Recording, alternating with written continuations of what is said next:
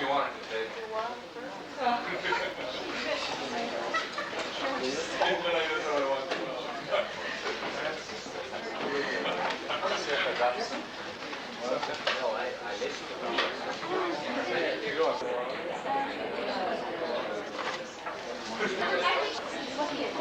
Okay, why don't we get started?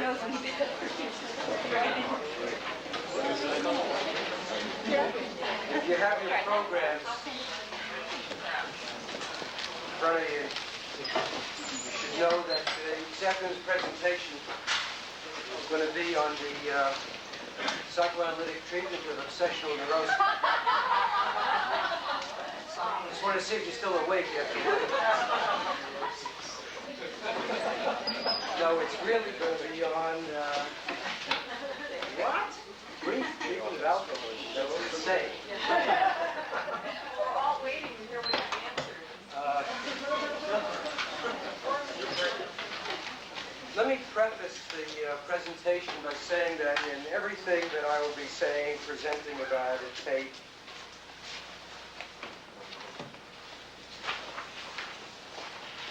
it's not so much in the sense of the brief treatment of alcoholism. It's partly that, but more in the flavor of, well, let me say, encouragement to pursue clinical research on treating excessive drinking, other, quote, substance abuses briefly. And, well, mainly that. So it's the idea that really too little chance opportunity has been given to explore this. So I'd like you to take the comments more in that light than here's the Word of God on how to treat drunks very quickly.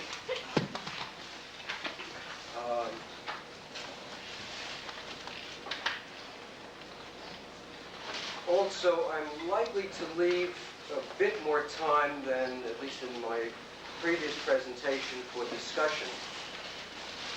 Partly because I think the handling of substance abuse, and especially alcohol and cigarettes and baby Ruths, are a very difficult problem. Not because of the traditional reasons for it, but for other reasons I think it's difficult. And because it's business of alcoholism and how to go about it, how to not go about working with it is to put it mildly, a lively topic. Lively. You can translate that inflammatory, provocative, rageful, etc. So I may leave more time than I had in my first presentation.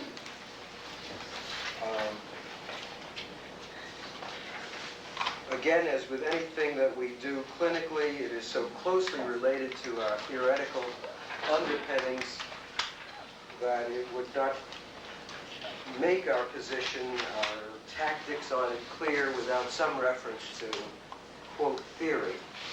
But I'm by no means going to cover it to the extent I did in the last week's presentation.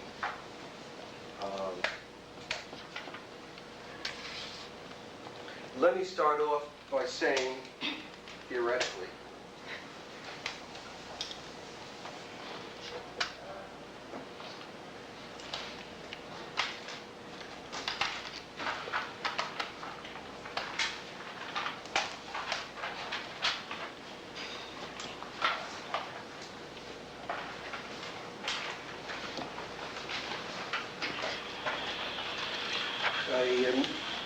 our approach to excessive uses of whatever is most influenced by the element in our model of it being a non-pathologic model.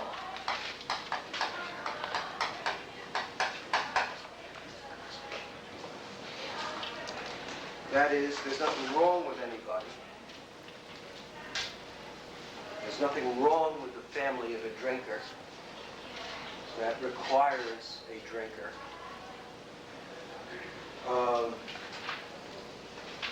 Let me intersperse a comment. We would pretty much, or speaking for myself, pretty much equate our approach to problems, whether it's drinking or smoking or overeating or drugs of one sort or another. But for shorthand purposes, I'll be referring to any or all of those just by talking about alcohol.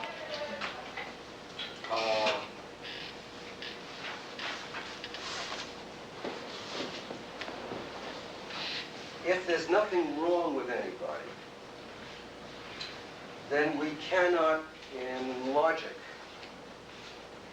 whether the model is for good or bad, but consistent and logical with that model, we cannot think in terms of addiction.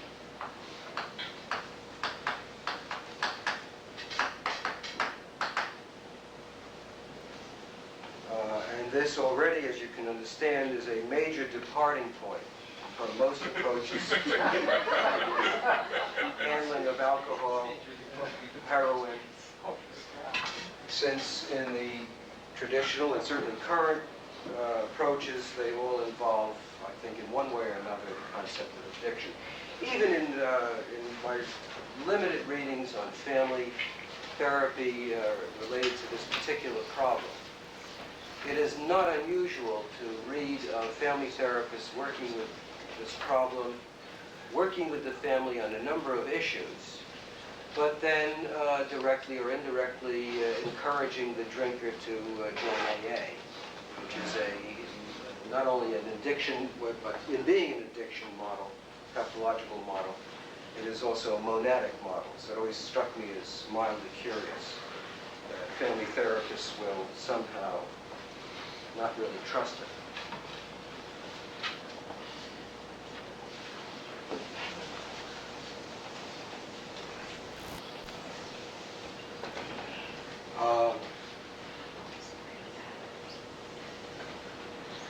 Dr. Fisch, did you say curious that they would not trust it, or curious Well, that it's they just would that trust it?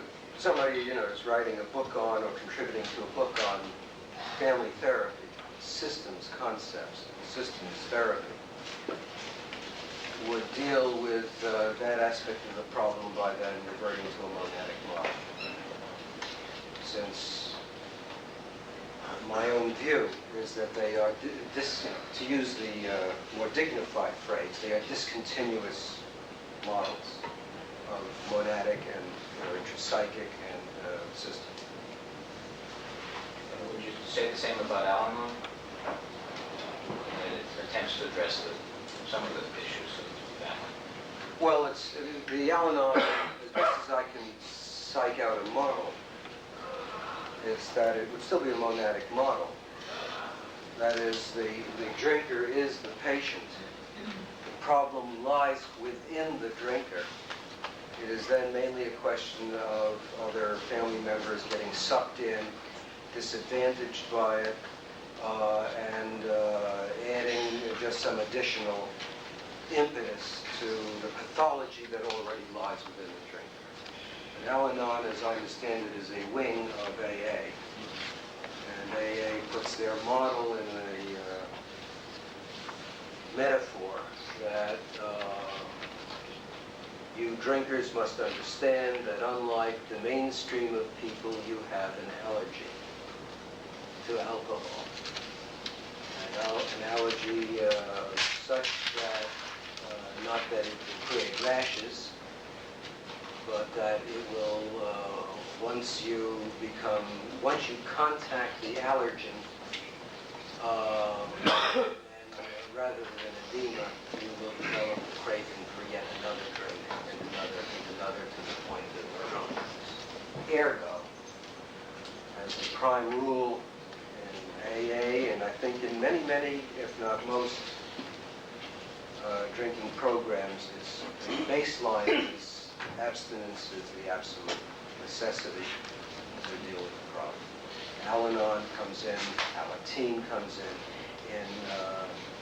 don't get the guy, don't get the sickie off the hook in your well-meaning or whatever ways.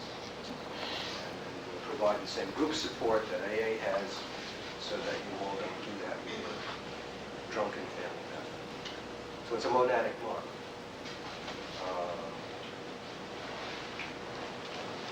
It's a digression, but it's not unusual in past decades for family members to be treated, but still on the basis of a monadic model. So the conventional treatment in pediatric psychiatric clinics is for the child to be treated, sometimes with play therapy. And very classically, the mother would be seen by somebody else, usually a lower echelon professional. So the child is treated by a child psychiatrist, and the mother is treated by a social worker.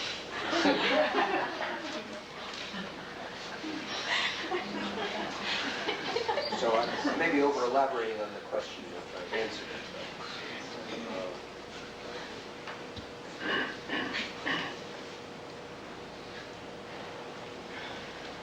As may have been made clear to you by some of the MRI group about our model, we do not attach importance to the question of why. Why does somebody do that? Why does somebody do this? But more to the question of what or how. How do people go about performing and maintaining the very problem they're coming in complaining about?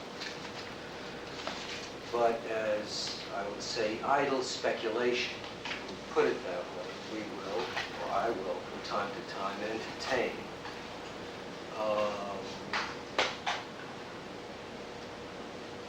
what is there about the attempted solution that would logically make it unworkable? But this always lies within the area of speculation, idle speculation, if you want. And I'll speculate along those lines because while the prime business with us is interdicting the attempted solution,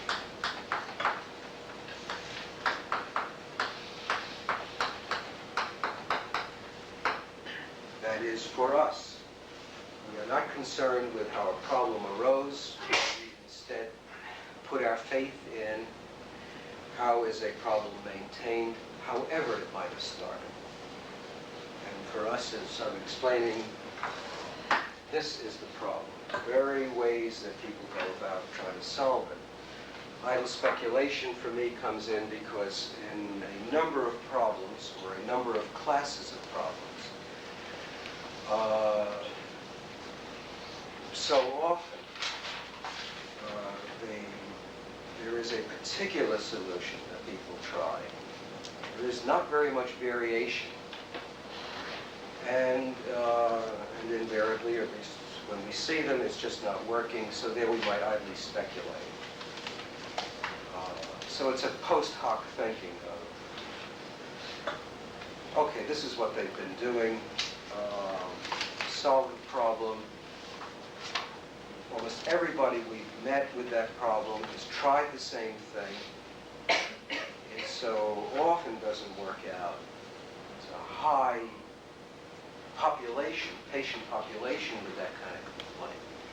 And so there we may do some of this post hoc idle speculation of, well, if you look at the solution, what would there be about that attempt, that effort, that might be seen or could be seen or could be explained as inherently problem maintaining.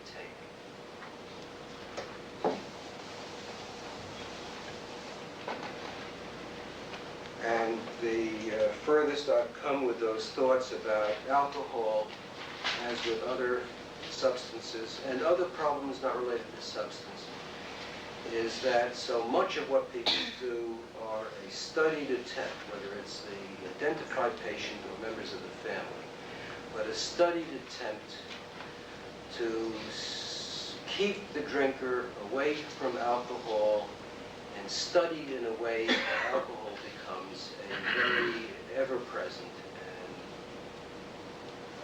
pervasive preoccupation. And so I tend to put in my idle speculations an emphasis on preoccupation.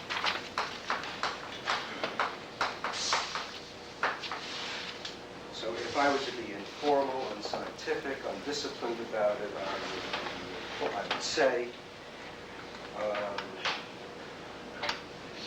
certainly I don't see the continuation of excessive drinking as a problem of addiction or as a problem of a disturbed family homeostasis. I would see it, as with many, many things, a problem in which people are unwittingly engendering preoccupation. And when you are preoccupied about something in particular, you are likely to crack.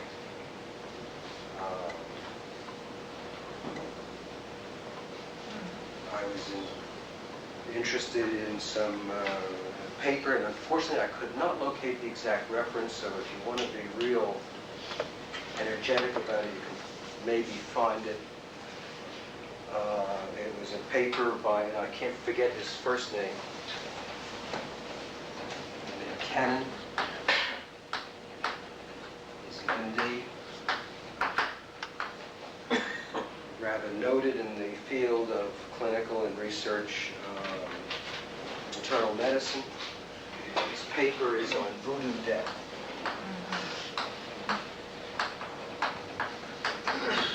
And I ran across the paper. I can't tell you, that's all I know. I can't locate anything else with the record.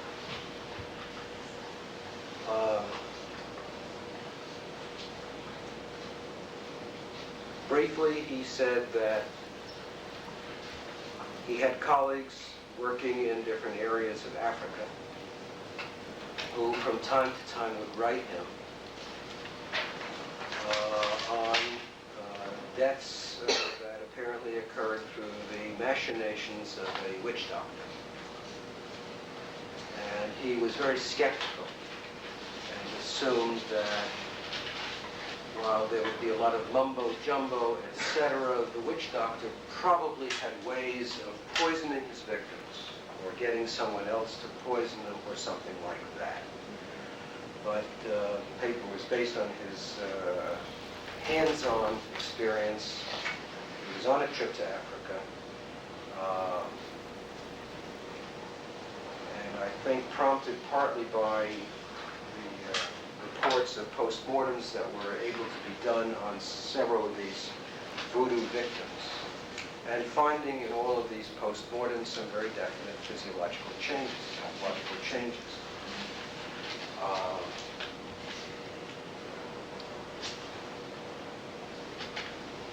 To boil it down, the deaths occurred, that is, postmortems indicated that death occurred from massive exhaustion of the adrenocortical gland, stress syndrome, if you want, that Selye has been worked on, and a combination of that and dehydration.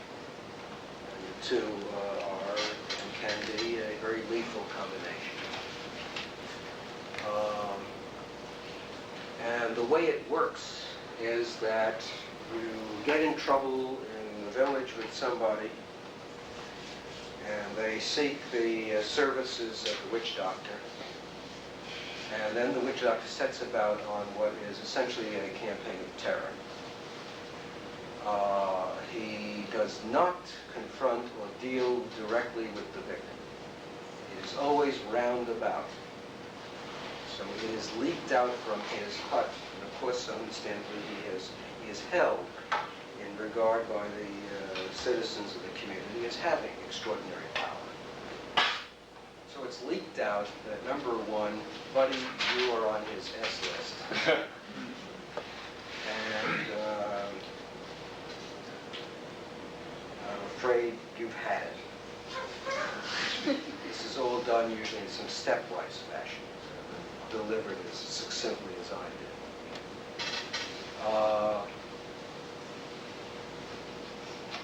He may do things like having somebody steal possessions, some of his possessions, a piece of clothing, so now he can really get worked on. powers of the witch doctor. And then what happens is that since everybody else in the community knows about this, he is regarded, the victim is regarded as good as dead.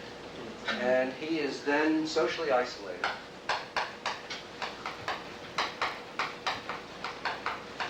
And not only in the sense of, well, we just ain't going to have anything to do with you, but isolated in the sense of you no longer exist. So that if the victim is walking in the middle of the village, some friend or villager who knows him, well, they all know him, would walk by as if he was not there. So this increases stress.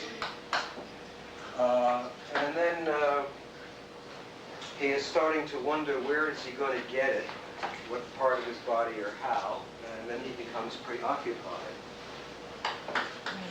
with, I'm feeling this and I'm feeling that. The Peanuts cartoon once had Lucy walking up to Charlie Brown and saying, in all seriousness, where do you put your tongue when your mouth is closed? The front of your mouth, the back of your mouth, the root of your mouth. And she walks away and there's Charlie Brown. Never thought about it.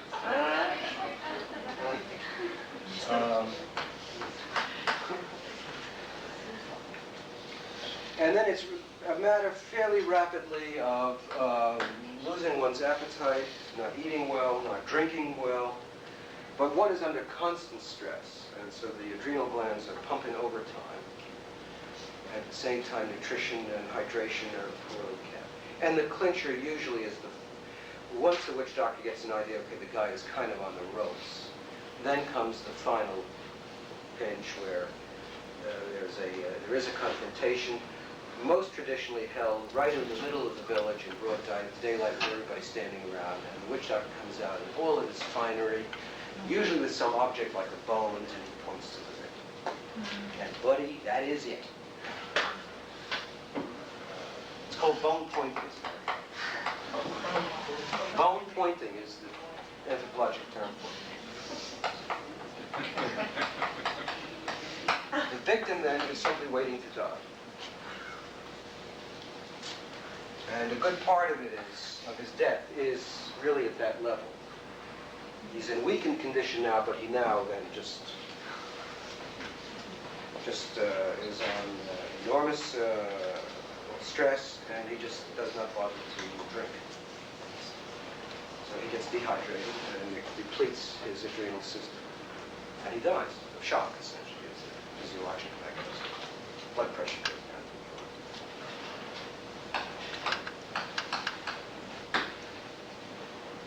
And in autopsy after autopsy on these voodoo victims, this is what they were finding. Dehydration and a shock picture. So the paper intrigued me because of the power of preoccupation.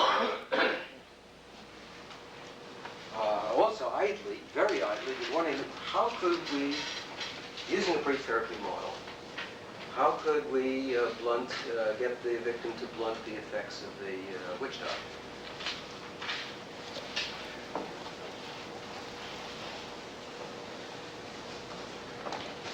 Probably some selling job that in order to do that, we would have to go through a ritual death first. Something of that sort. Anyhow, I'm intrigued by the concept of preoccupation and drinking.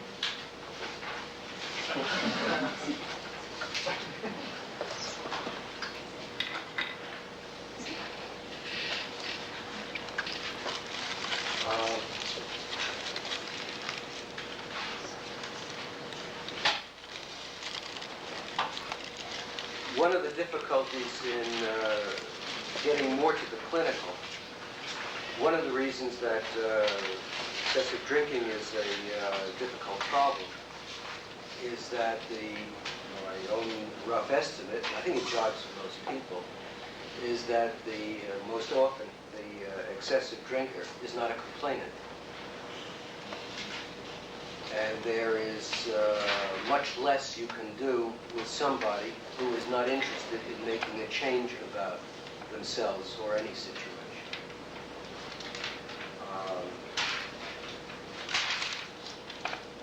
You'll still work on the problem, usually by seeing most often the spouse of the drinker in that case. But it's more with the idea that we'd be less optimistic. That something is going to happen, and maybe that pessimism is unwarranted. But that if something can happen, if anything good can come out of any effort, then obviously it is not going to occur in a continuation of the way the spouse has been trying to deal with it. So there is nothing to lose by going ahead and seeing what impact one can make on the drinker through the spouse. While the chances are slim, since there's nothing to lose, then there is no reason not to give it our best shot.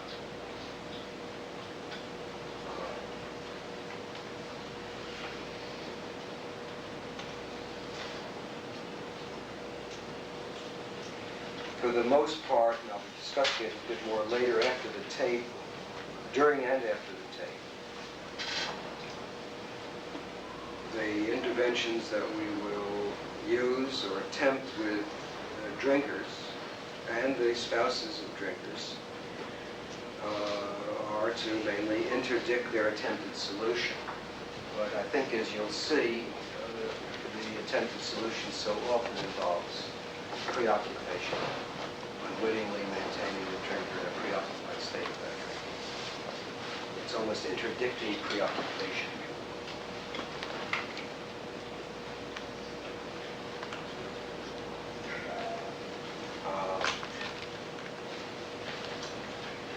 I'll say something else briefly now, and then I'd like to get to the tape. It's a long tape. It's about an hour. It's not a well-edited tape. Some sections I'd like to cut down. They're too repetitive, so I may play it in parts, and then they start play part of it after the break. Also, Adrian, would there be any problem if we took the break a little bit earlier? That was... I would think not. They usually deliver early. Okay. Would it be a problem, Dick, for you to use the mic? Some of your words are getting lost. You can't hear it? Yes. Okay.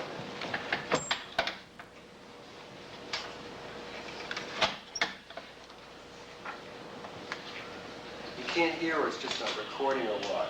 No, it's just lower level than it needs So to you be. cut that I can't hear. Ma'am? I can't hear back there. I say some of your words get a little bit drowned back here. I want to just be sure that the mic picks it up. Well, I'll tell you, let me just keep, it'd be easier for me to just keep in mind to speak up than to keep lugging this thing around.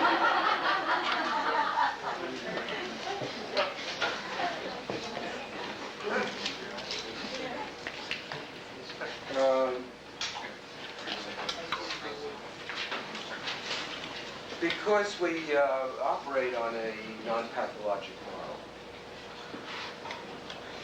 and because the attempted solution so often seems to be some way of keeping the drinker, keeping oneself as a drinker away from alcohol, but unfortunately in a way that produces preoccupation about it, we are freer to entertain the resolution of the problem by means of controlled drinking.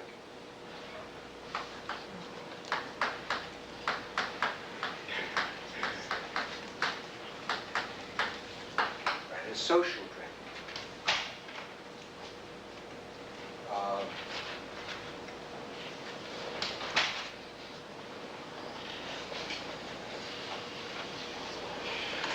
Overeating is also a difficult problem.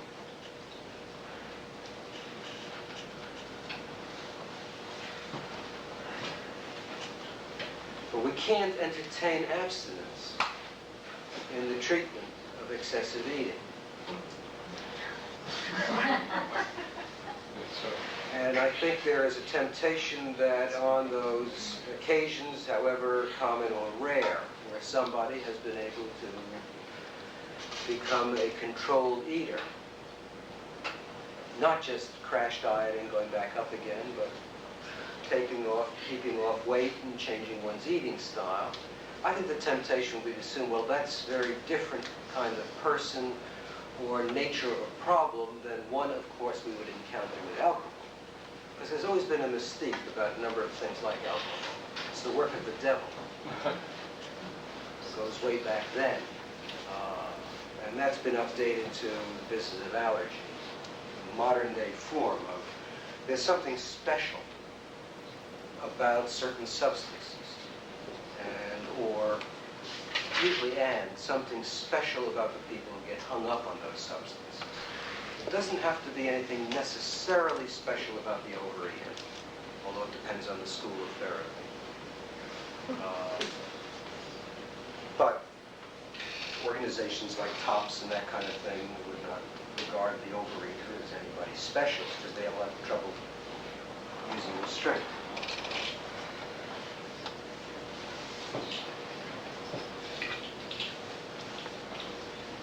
So we will end in being presented on the, not very often, we haven't seen that many drinkers, which is another thing to keep in mind.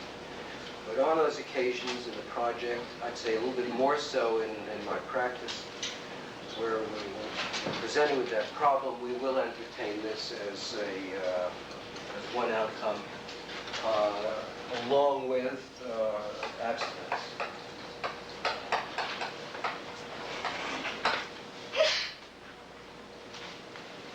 Theoretically, and this is strictly theoretical, and all the more so because it's based on the idle speculation I mentioned about preoccupation. But, theoretically, controlled drinking should bring about, that is, if one is going to resolve the problem of excessive drinking, controlled drinking should bring about a more sustained resolution. Because to become a controlled drinker is much more in the direction of becoming casual about drinking. Whereas abstinence still maintains the explicit or implicit notion of a no-no.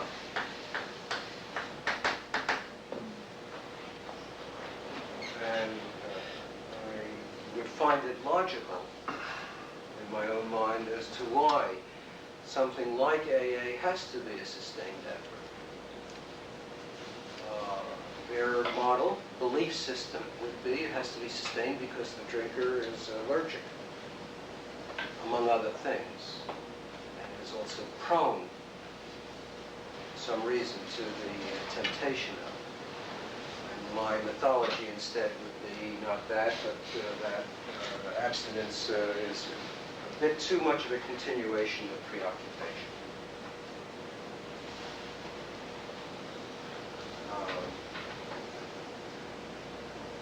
And it's not scientifically established, I don't think, but cultures which seem to be rather casual about alcohol seem to have lower incidences of excessive drinking. Nothing special about it. Nothing you indulge in. Something you have on hand. It's nice. Most often should be accompanied by food. It's a part of eating rather than an activity in itself. And I think with cultures like that, you tend to find lower incidence of excessive drinking or problem drinking. Because obviously excessive depends on who's measuring.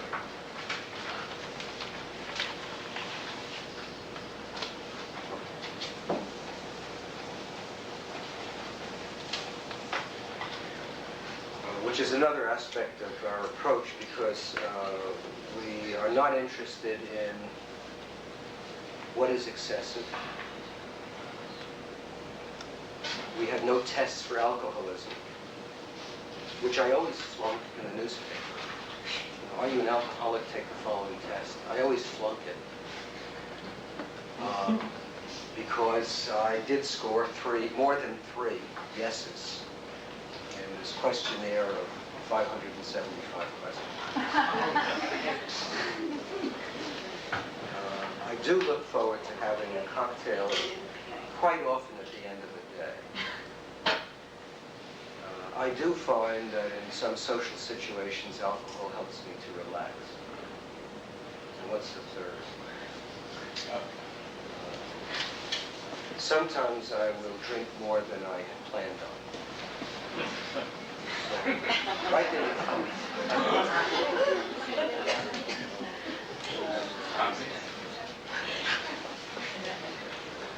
And traditional models would discount that I am an extremely moderate drinker.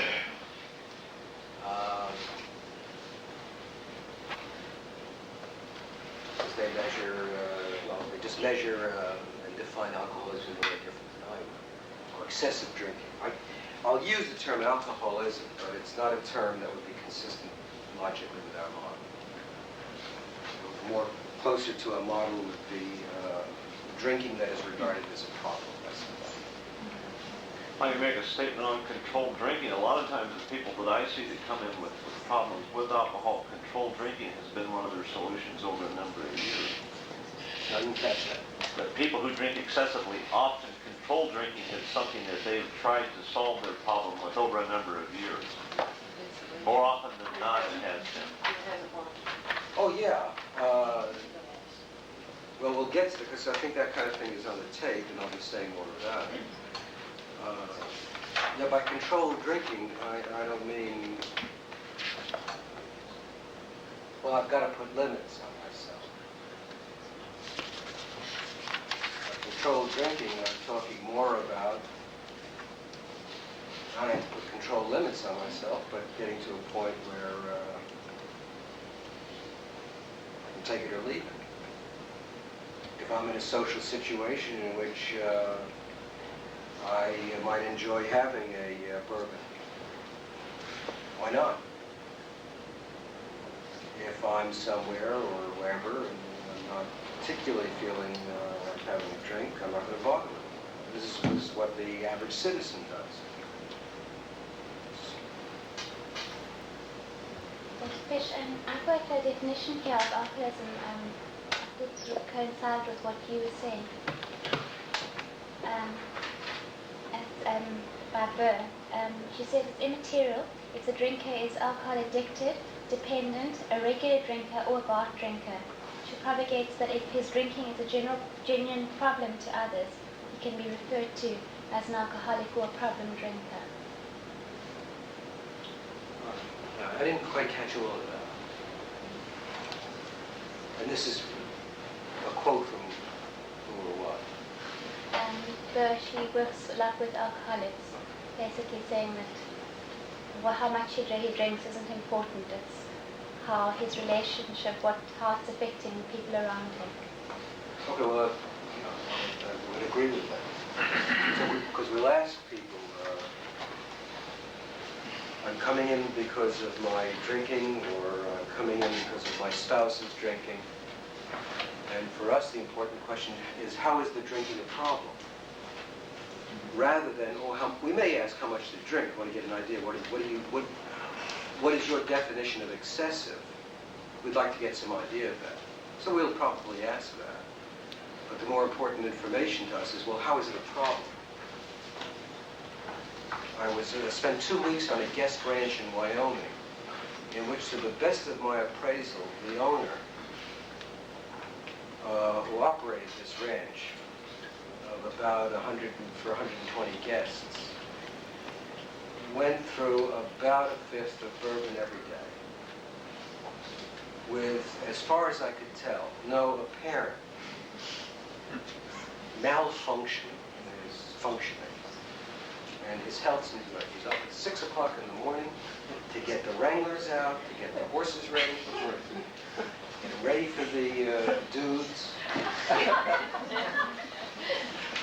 checking this and that until everything was in order by 7:30 at breakfast time, when he would charm him. He was a very charming guy. But I don't know what that had to do with the alcohol. But he would then eat breakfast. He would eat every meal, by the way, with all the guests. This was one thing that I noticed, is that he ate well. So he must have kept up his vitamin B1, and that helps to reduce chances of nerve and liver damage from alcohol. But he would go on and run this very difficult operation. A lot that goes into a dude ranch, guest ranch. And then finally retire when everybody was tucked nicely away, at about 11, 11:30 at night. But he'd walk around with a glass of bourbon most of the time, sipping at it. His employees said, yeah, he goes through about a fifth every day. Never seen him drunk. He doesn't, as far as we can tell, he doesn't seem to have any health problems. Never seen him sober. Hmm?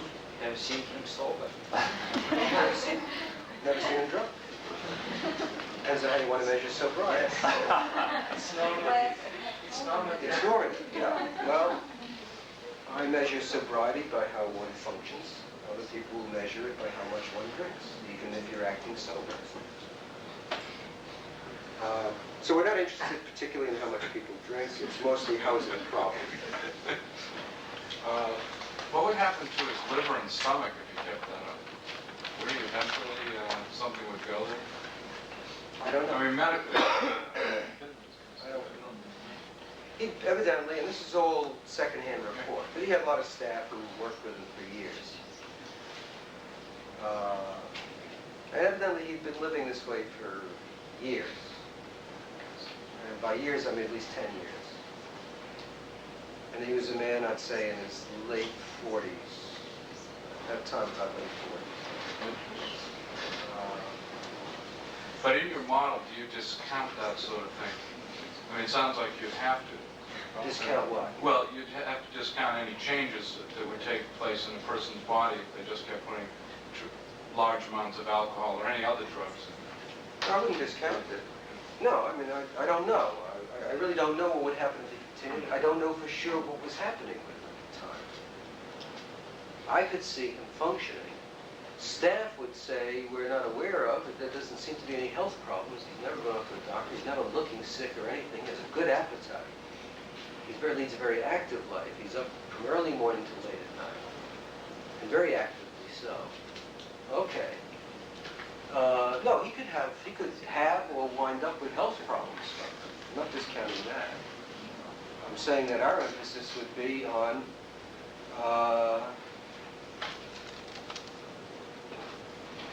is he a complainant about it? Is it a problem for him?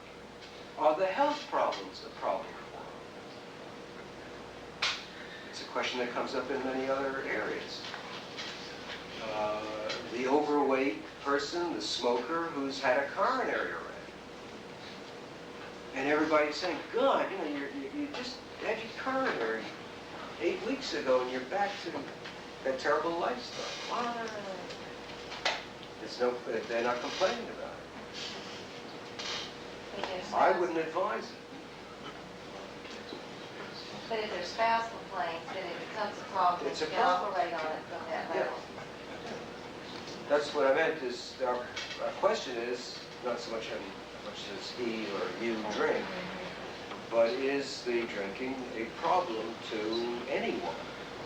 Himself, herself, or a spouse? Okay? Let me start off with the tape.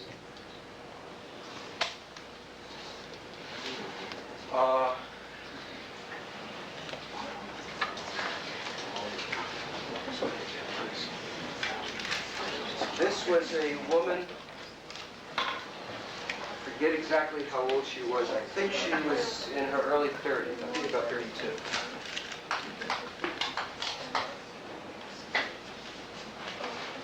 She came in by herself for the first session.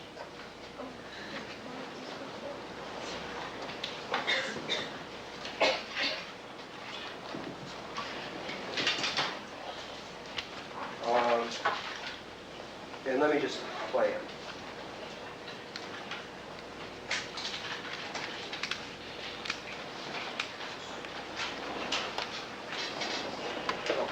else about the tape, by the way.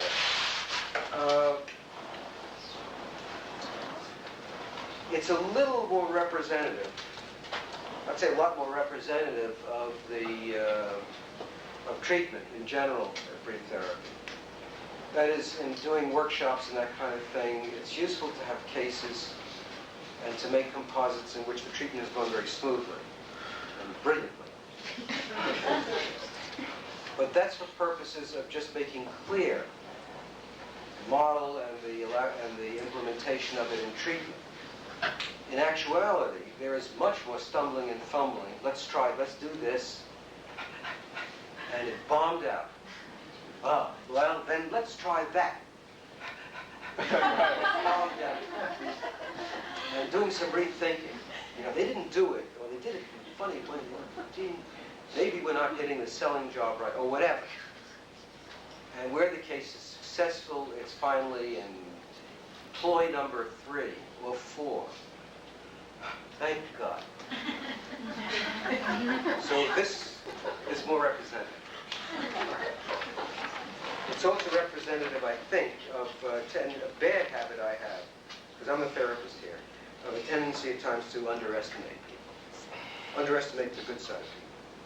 Well, you know, you grow up in New York, what are you going to do?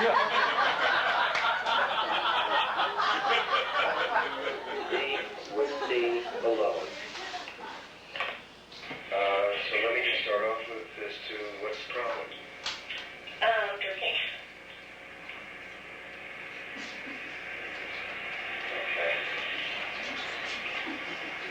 And can you fill me in a little bit more about that? What's the problem with it? The problem is, I guess, that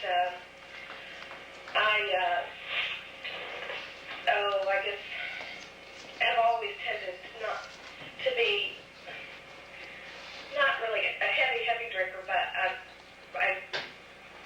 always been the one to want to go out and have a good time, I guess, and have always enjoyed having drinks, going out, having lunch, dinner, drinks people or whatever. But it began to be a problem about 2 years ago when I started drinking.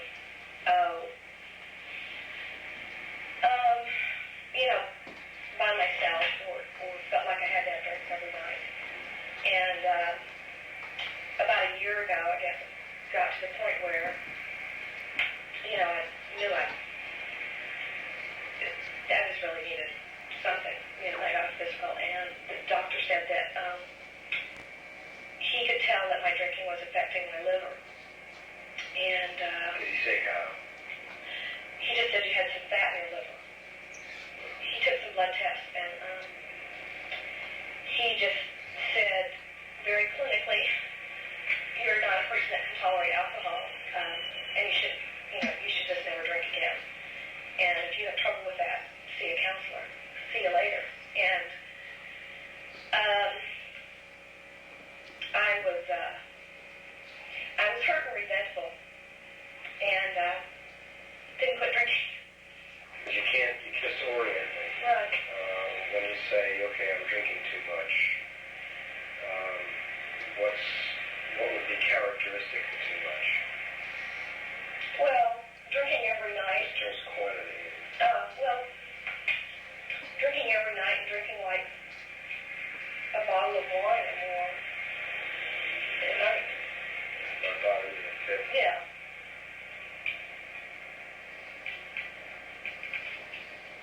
And I think it doesn't really matter the quantities, it matters that it's affecting my life and, my relationship with my husband and, I'm just wasting evenings. I'm not being productive. And other things, other priorities that I've had are like reading a lot, have just fallen way down. I'm starting to say before that the level of drinking you're doing is affecting your life. Mm-hmm. And also your health. Mm-hmm. Could you fill me in as to how it's affecting you in those ways? Well, the doctor told me a year ago that I had fat in my liver, and sometimes after nights when I've been drinking heavily, I can feel it back here, and I know that I do again, and Have you had any re-examination? No, and I'm supposed to go ago, and I haven't gone back. And I haven't had regular periods for 2 years, and as a matter of fact, I haven't had one for about 4 or 5 months now. For a while, the doctor put me on folic acid, and that seemed to bring them back, and then that ran out. But I know it bothers my husband a lot, and it's not real great for our sex life, since I tend to be half in the bag a bit, many times. I think I'm more, when I don't feel good or feel bad about myself because I gave into drinking the night before or whatever, I think I tend to be a lot harsher on the children, a lot quicker. That in mind, but I was wondering what in particular happened to make you decide to ask it a different route. Up to now, the questioning on the agenda has mainly been devoted to what's the problem? What's your complaint? And how is it a problem for you?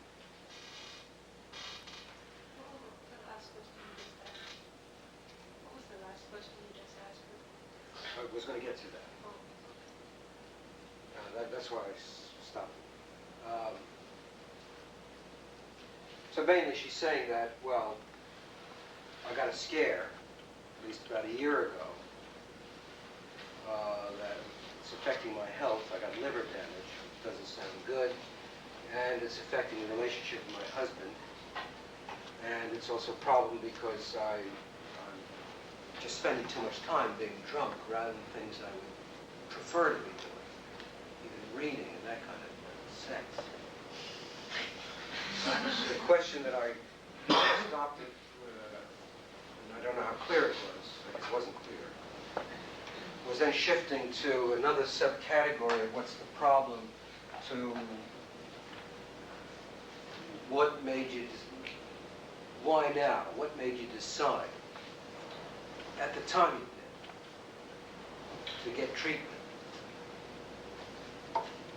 Now in this case, it's a little bit different because she's been in treatment, as you'll hear, for about a year.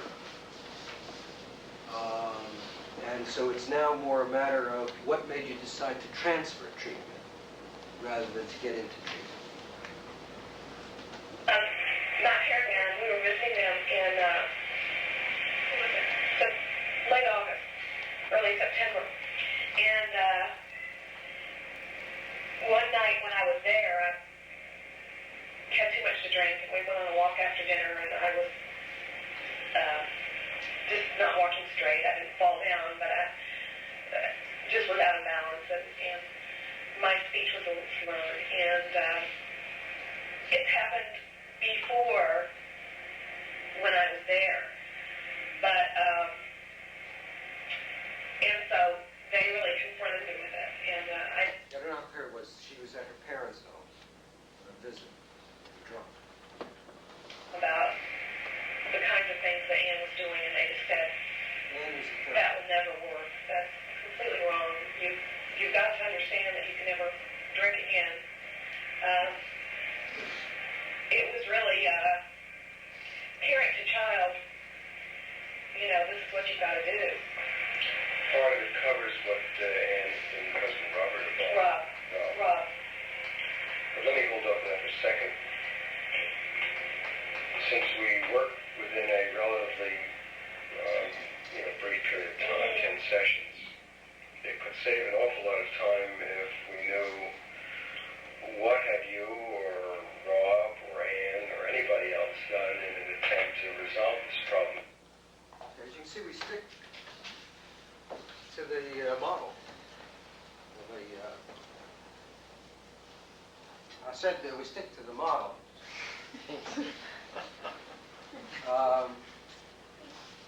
So I completed the information I want to get, at least at that time, on what's the problem, how is it a problem to you, and why now? What made you decide to hunt us up at this point?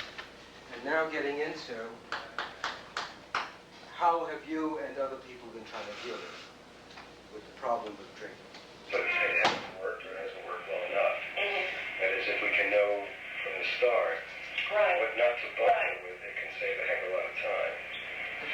check with you now as to what. Yeah, by the way, I forgot. I realize that some of you may have recorders.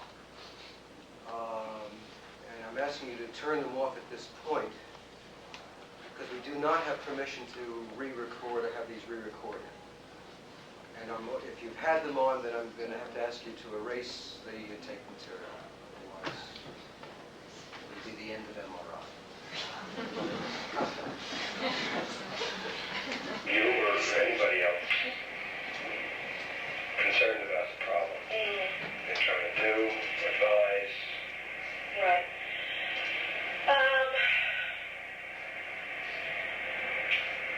Let's see, briefly,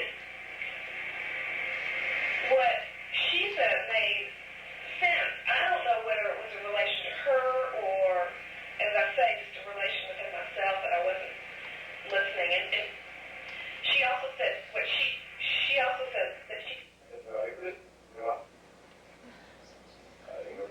her basic idea is that you always have a choice. And she would try and get me to make choices. And she would say, on a particular evening, choose. You go out, choose not to drink. On another evening, if you want to, choose to drink. After you've had one drink, choose whether to have another one or not. And I basically was choosing, and I was choosing to have a drink all the time. Saying to drink, relaxing at night, yes, that's what I would drink. And so she sent me to the health food store to get some. Assuming that most, if not all of you, are not concerned about you drinking, but that most, if not all of you, drink alcohol. When you have a drink, do you choose to drink? You do? You deliberate? Right. You went crazy. Well, all right. Question. Okay. I don't choose.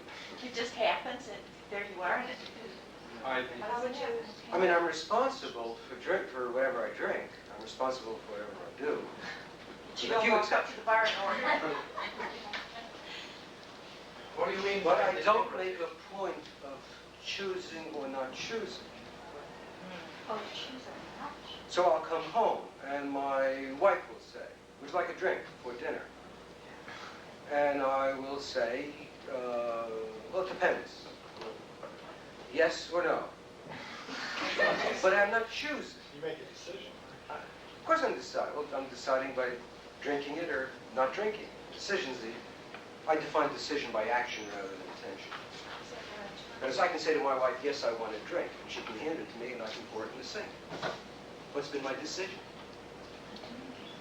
I said yes. That's an intention. This is a digression. Important. Huh? To the point, I think, the digression. Well, thank you. Okay. All right, let me go on. Which didn't really do much.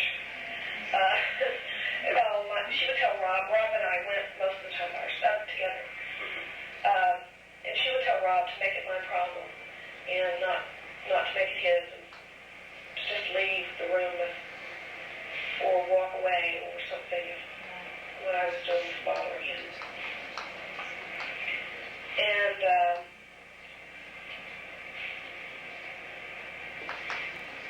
Rob has taken every approach he can. He's been very, very understanding.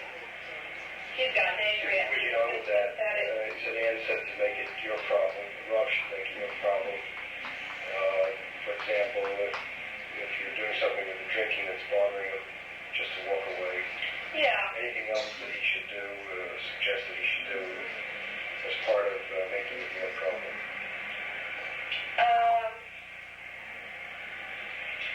Well, she just said,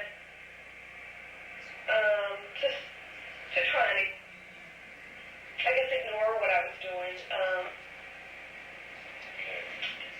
And since then, he's gone different ways. He's done everything from just not mention anything, just not mentioning it at all to, really confronting me with the fact that he's angry.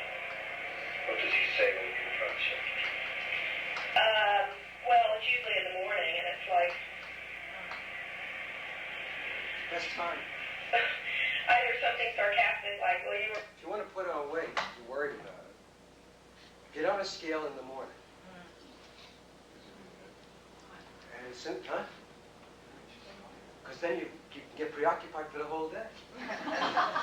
You get on a scale before you go to bed, what the hell use is that? Because then you get into bed and you fall asleep.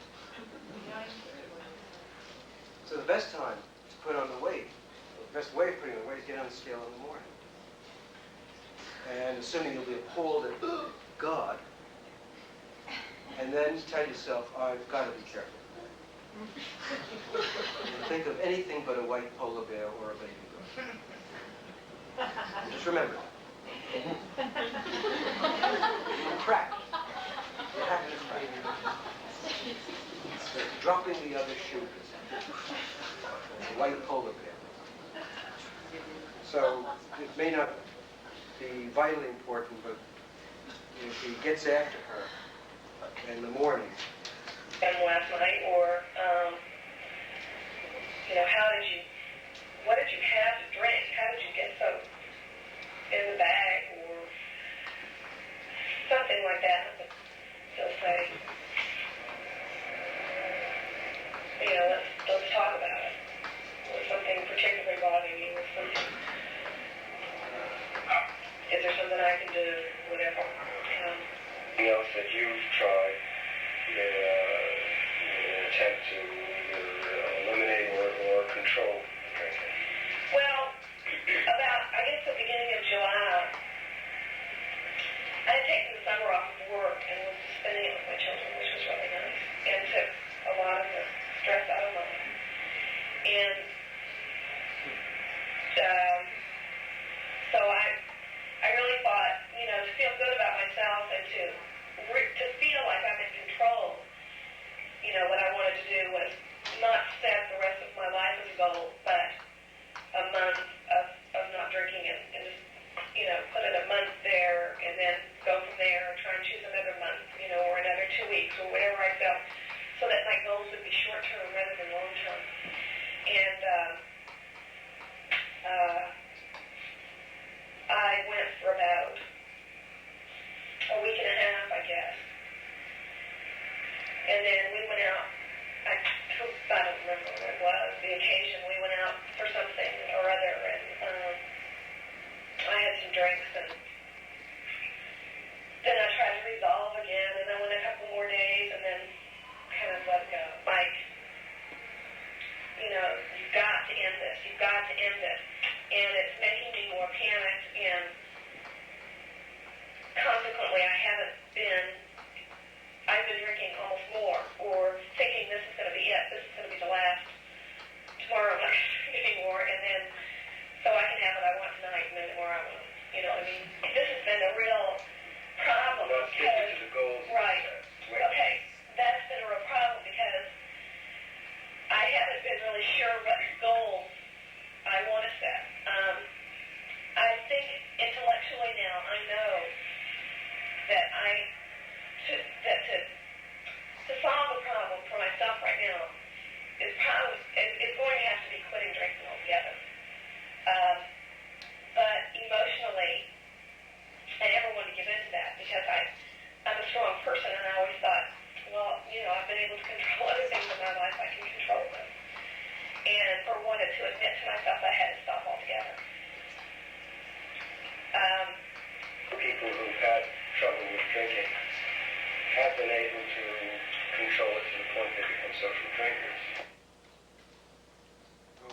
Okay, this has covered, I think there's some additional things, I'm not sure, but it covers most of what she and her husband and the therapist have been trying to do.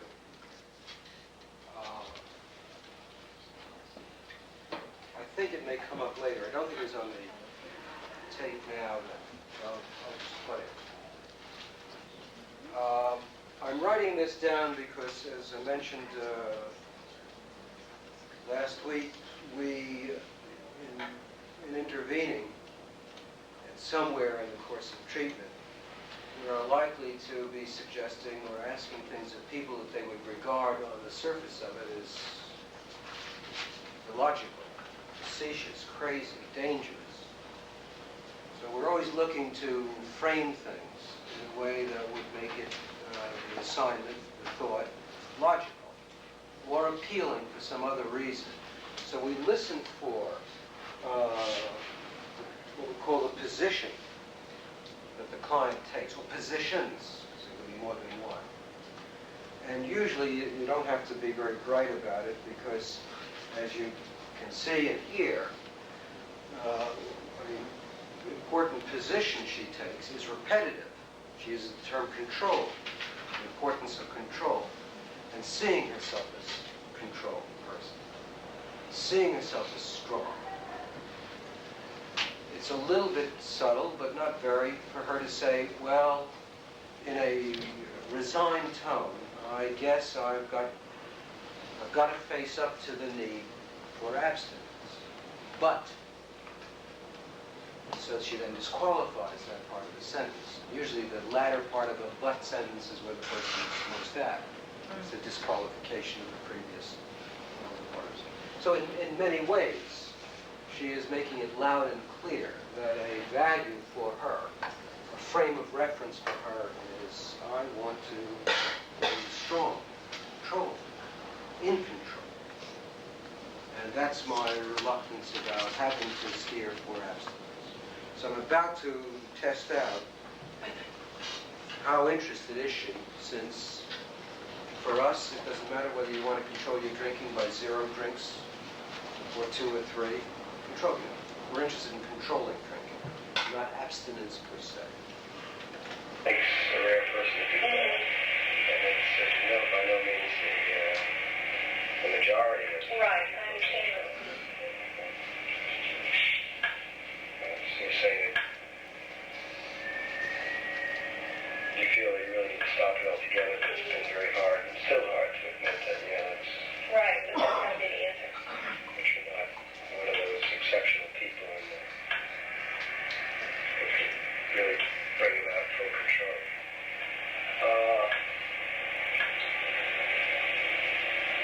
If you could resolve the problem here, how would you know it?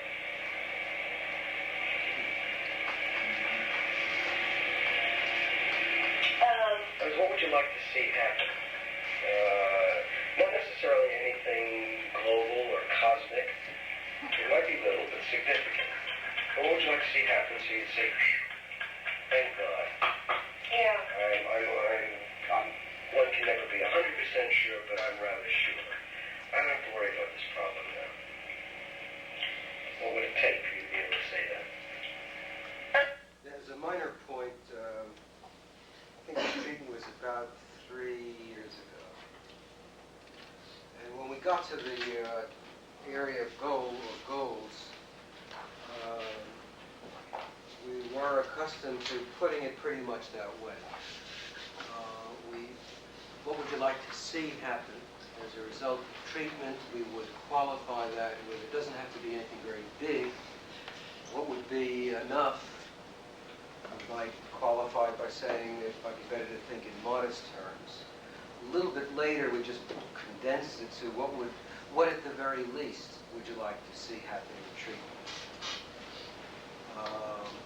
But at the time, at least speaking for myself, I was going on the idea that this question of goals was important in obtaining information about the mind. Since that time, I have gone more and more to seeing it, wrongly or rightly, not so much as obtaining information, but really as an intervention, a minor early intervention, mainly to interject early in the game an implicit therapeutic optimism. Because if you're asking people what you want to see happen in treatment, you are asking them to think about the possibility of change. So I now have altered the question, so I'm now more inclined to say, what you'd like this problem resolved, of course. What if you were to do, what if it were to happen? You could say that while it's small, it would be a first sign I'm getting something. What would be the first sign that you're starting on the path out of this problem?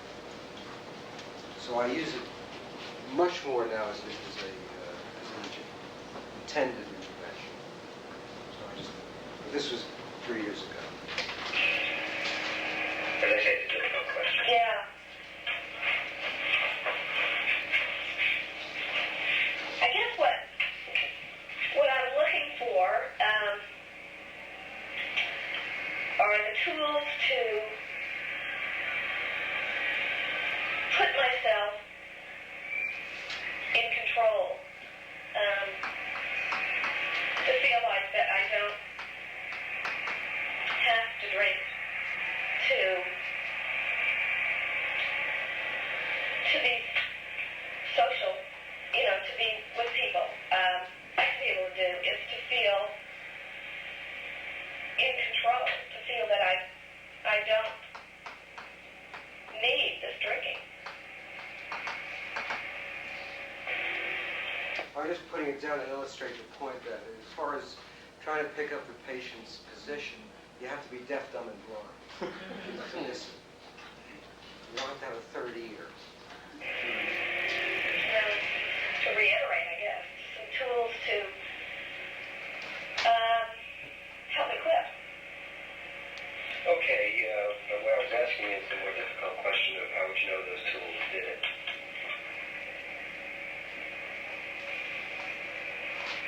While it would be most likely that if you're going to resolve this problem, it would require essentially, abstinence. Mm-hmm.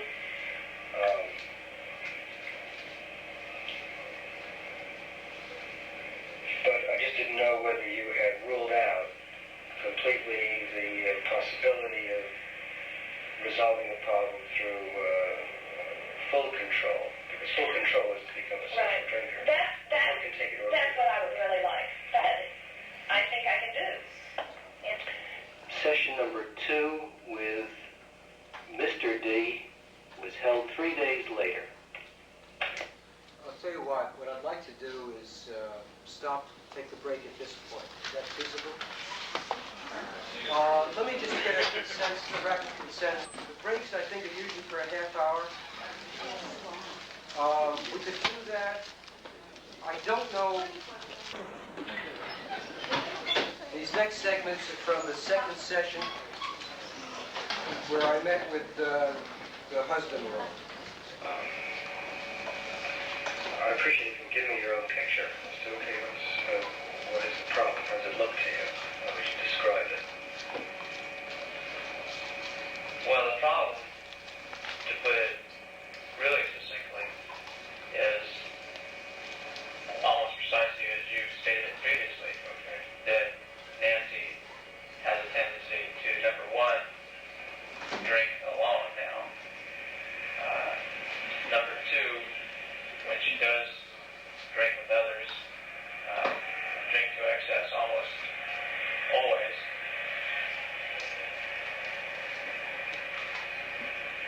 And I think that once she realized that she had the problem, I'm going to back up a second because I had forgotten to summarize the intended solution.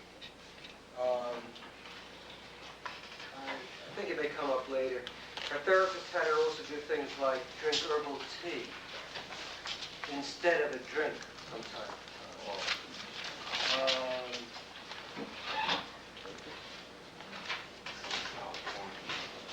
But for the most part, with very little, if any exception, all of these efforts really do keep one's mind on the subject of alcohol. So that if you, as she did, she set herself a limit, I won't drink for a month. But then the implication is, well, then I'll drink after the month is over. Or when you look at a calendar, even if it's for just to see when the kids are to go to school or whatever else, it will remind you of the deadline or of the period of what? No drinking. What? Drinking. So they lend themselves so easily to preoccupation. Her husband was told in front of her, make it Ann's problem, not yours, so that if she's doing something about drinking that is bothering you, leave the room. Okay.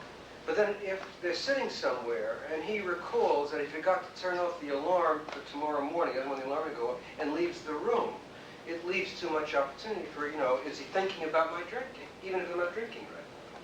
So this is why I became interested, not why, but one of the interests that I have in this business of preoccupation with substance abuse. That put additional pressure on her with respect to alcohol. And rather than cutting down or quitting, she's gone just the other way. Going to say, I think probably the major effect is that it angers me, and I've tried to control that and be understanding, but there's just no question that it's something that just really upsets me. Upset's probably a better word than angers, although I think it manifests itself in anger. When you do get angry, Rob, how do you convey it? What do you do, what do you say, how do you act? What I usually do or did was usually make a couple snide remarks, which is usually not something that I would normally do. I don't really do that as much anymore. I think I've found it doesn't do any good at all for me to jump down Nancy's throat, particularly if she's been drinking right then. I mean, it doesn't do any good anyway. All it does is get me more frustrated. So I think what I do now typically is just go somewhere else, like in another room, and sit down and read or listen to music or something like that. I think it starts to affect the way I trust Nancy. That in this one little area, I can't trust her anymore. I know she's going to be off sneaking drinks, and so I always feel like I have to watch her. I'm very concerned that she's going to be drinking and driving either by herself or even worse, drinking and driving with our children. And so I feel like that particular part of our relationship as far as trust goes has gone down quite a bit. You mentioned that at times, like when you're home, she may go off to a cupboard where there's a hidden bottle. One of the things that you would try, at least, is to search for hidden bottles and throw them out. Yeah. Oh, yeah.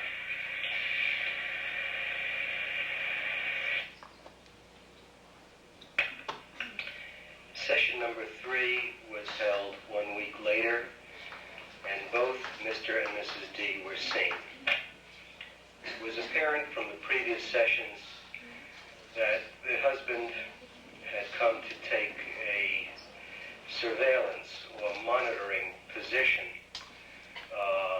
in his attempts to deal with his wife's drinking. However, the treatment team felt that this surveillance position heightened the importance of his wife's drinking, while at the same time increasing her resentment.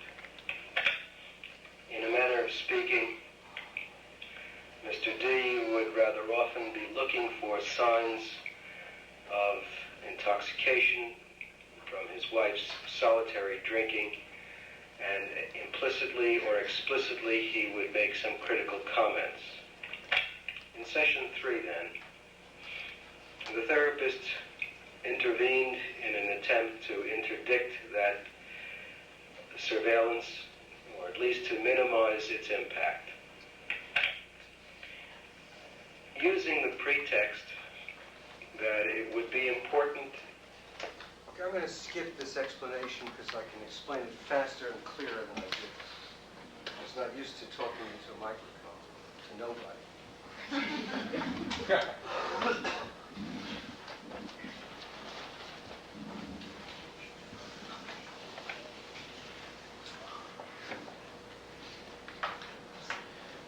I was going on the idea that he would keep up her surveillance, what we came to call a watchdog position. Because he assumed, he was operating on the assumption, but for him the fact, that when he's away, and when he's home, she's always sneaking drinks, so she's always drinking. Ergo, he would always look for proof of what he knew to be the case. So he would check her speech, whether it was slurred, her eyes, if they were glazed, her gait, or anything else. So he would do a kind of implicit or at least subtle check on her when he came home.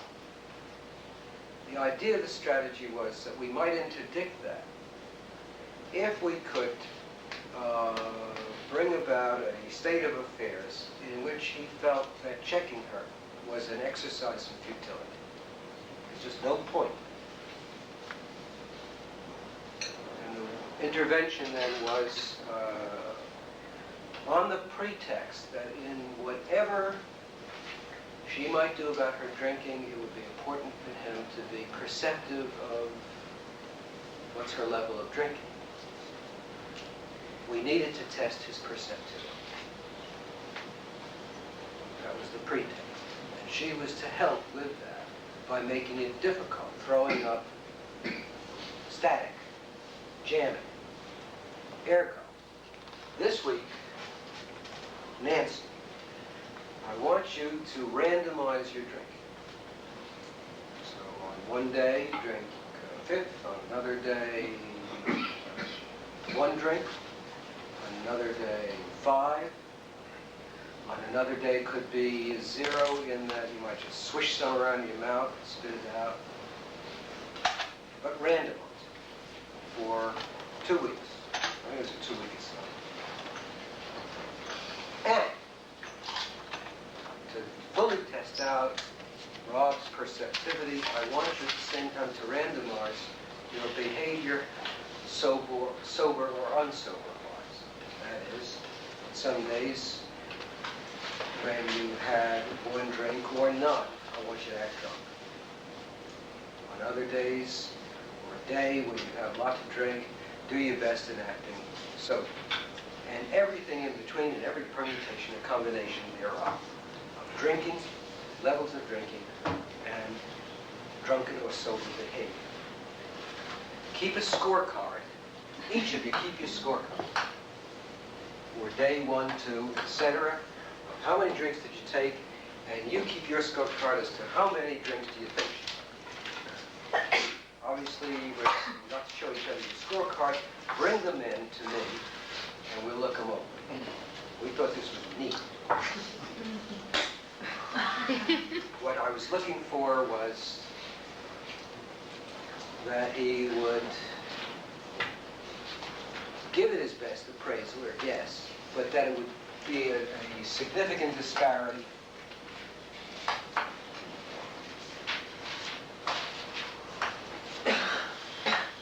Like that. And so I could say, wow. Buddy, your perceptivity for her drinking is way off, and maybe you're going to need more practice, so keep it up, Nancy, which means she can do anything. And it would therefore make checking her out unreliable information. It's a futility. Because if she's slurring her speech, is that because she's had a lot to drink, or is that part of the training, or what? Because it's just no point. Okay. Let me move the tape ahead, and I'll tell you what came of that assignment. In the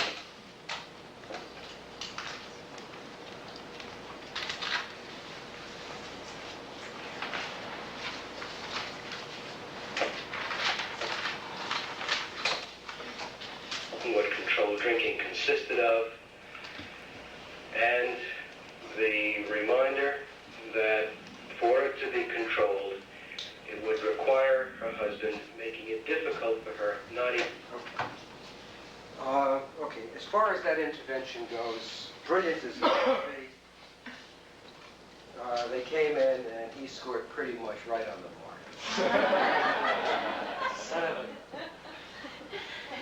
And what made it worse is that there were a couple of days where he was a little off. And I might have been able to use that because there was one day when he was significantly off. And so I said on that one day, because God, they're not giving me much to work with. So I said, it is, you got it on the nose or close to it on these other days, but there was one day, at least a couple of days where you're off, but on this one day you really were way off. Because Nancy had put down 2 drinks, and Rob, you had put down 6 or 8, 8, something like that. Try to salvage what I could of the intervention. Whereupon Nancy pipes up and said, "Oh, that was the day when I hadn't put it down that day." And so I was trying to remember the next day. So I thought it was 2, but it could have been 8.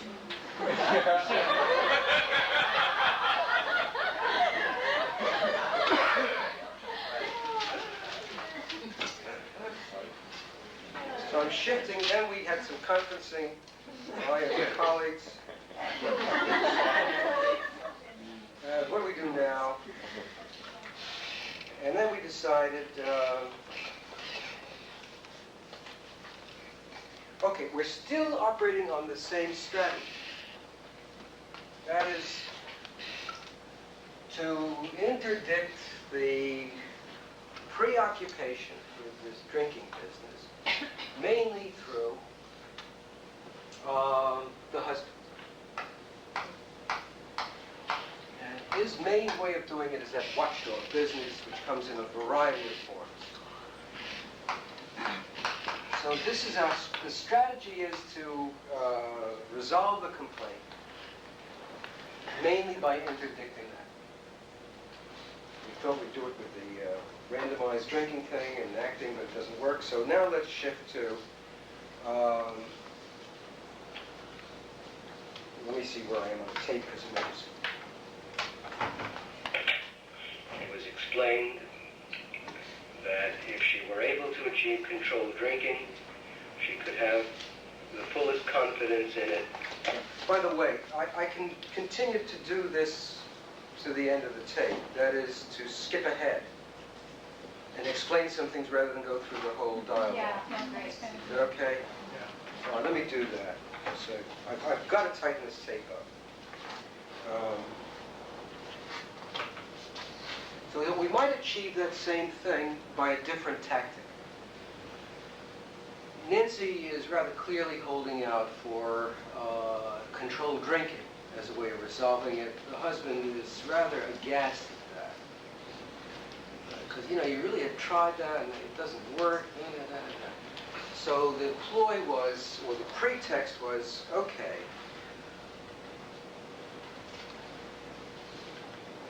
if this problem is going to be resolved, one way or another, Nancy's strong interest, desire for controlled drinking as the form of resolution is going to be standing in the way. That is, if we shoot for abstinence, which is what is likely needed, it's going to be hard for her to get her shoulder to the wheel unless she is given controlled drinking its full chance. And he agreed to that, and she did that. So let us now, there are some things that can be done, but whatever is done to test out, can she really get rid of controlled drinking? Or, as is more likely, can't. In either case, it would be important for him not to make it easy for her to get with controlled drinking. If she's going to be a controlled drinker, she's going to have to do it without his helping her to achieve that. And more so, it will even require his making it difficult, so that it can be clearly established if she can achieve that, that by God, she's done it the tough way. Ergo, we want you to make it hard for her to limit her drinking. So it's the same strategy, but just through a different tactical route. If she could recognize she had done it by her own efforts, rather than being helped along by her husband. let me skip ahead to, they consented to do it. What they were instructed was, she was to set herself I called it a limit, a daily limit, and then I called it a target. I started referring to it as a target. If you're going to be a controlled drinker, the best evidence of controlled drinking is to be able to establish a number of drinks in a 24-hour period and hit that target, no more, no less. Right on target, bullseye. Ergo, want you, Nancy, to set a target drinking every other day. Or every day. Just a target. However, on Monday, Wednesday, and Thursday, Friday rather, as part of your job, Rob, you are to try in any way you can, directly or subtly, to get her to exceed that. In fact, he's to do that any day. But on Monday, Wednesday, and Friday, he is to also make a deliberate, he's to call from his office and tell her, I want you to take a drink right now. He's not to do that on Tuesday, Thursday, and Saturday. The further instruction was, if on any day, Monday, Tuesday, Monday through Friday, if on any of those days you do exceed the target you set, then Saturday morning, Rob is to go out and buy 2/5 of Nancy's favorite wine. Bring them back, and taking one of them Saturday is to pour it out into however many glasses you will need to have them all set up. And they are to sit down at the kitchen table, sort of thing, and Rob is to then insist, make her drink one at a time. Don't chug along. And you do the same thing Sunday. If, as is unlikely, you will not exceed your target, then Saturday and Sunday you do anything. What? Saturday and Sunday you can do anything you please. The treatment is off, so to speak.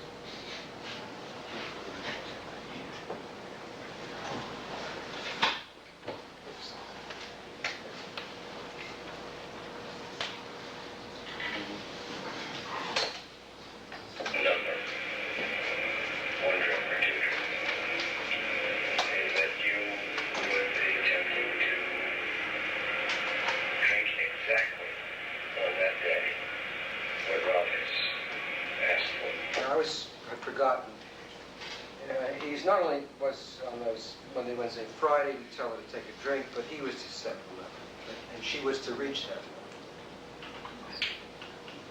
limit. On the alternate days, he was to set the limit. Today, I want you to drink 4 drinks. And she was instructed to reach that. On Tuesday and Thursday, she chose the limit? On the other days, she chose the limit. That's not too important, by the way.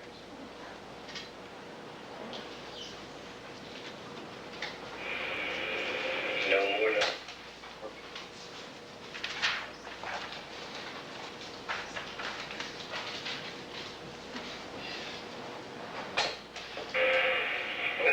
This is on Sunday? So this is on Sunday, if Nancy.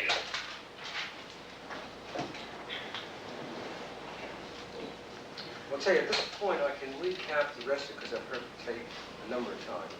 Yes, do. Let me do that, because...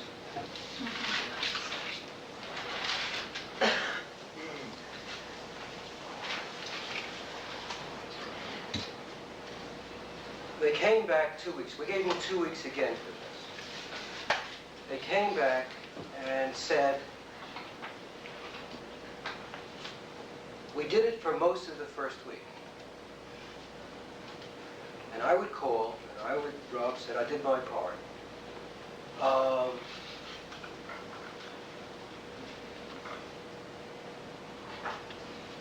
And she was sticking to the target for about 4 days. But on the 5th day, I forgot to call. And when I came home, or late the next morning, Nancy was very angry, saying that, well, God, if you're not going to cooperate with us, then the hell with it. So we did it for most of that, essentially that week, first week, but we haven't followed it up the second week. What I didn't find out, Rob said, was that at the end of the second week, Nancy, in thinking it over, thought, well, let's continue. But she didn't let me know that Monday. So I was game for it. I had really just forgotten. But when she got sore, she said, okay, the hell with it, I'm not going to do it. I mean, okay, she's dropped it. But in her own mind, she decided, no, let's continue it this coming week. But she forgot to tell him that. Is this the second or the third? Second of the assignment. So you saw them after the first week? No, we saw them after the second week. So they're coming in after the second week saying, first week we did it, but at the end of that week, because I slipped, I forgot to call her. She took that as my lack of interest in keeping up the campaign for the next week.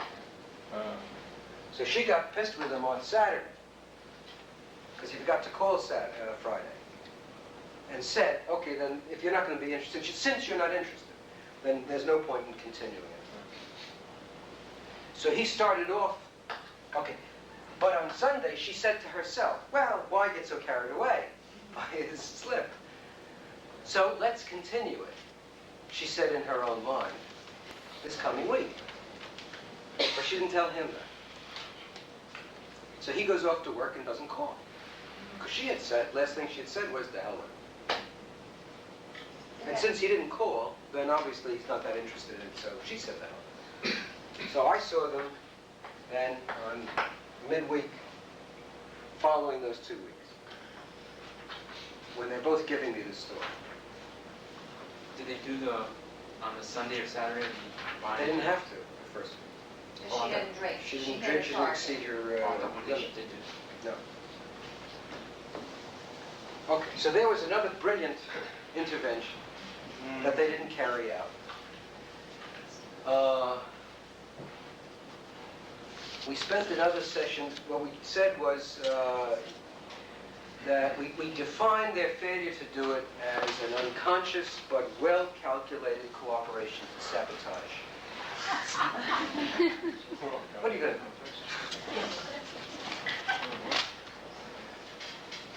A resolution of the problem.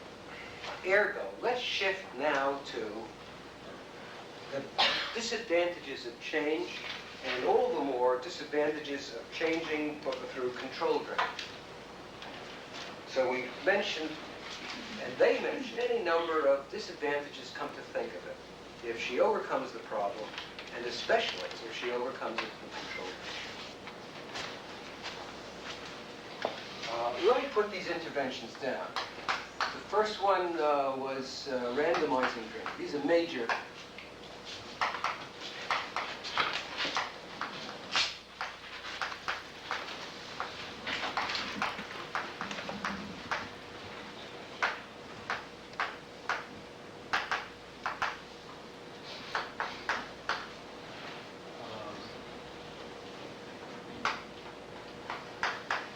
The other is test of controlled drinking.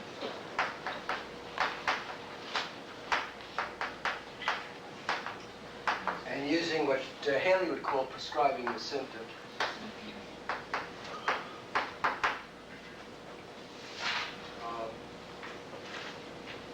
Okay, they bombed out on that one, so we shifted to disadvantages of change.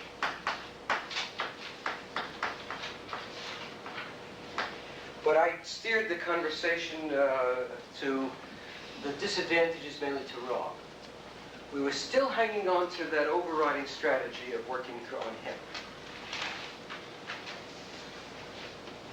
So we would bring up things like,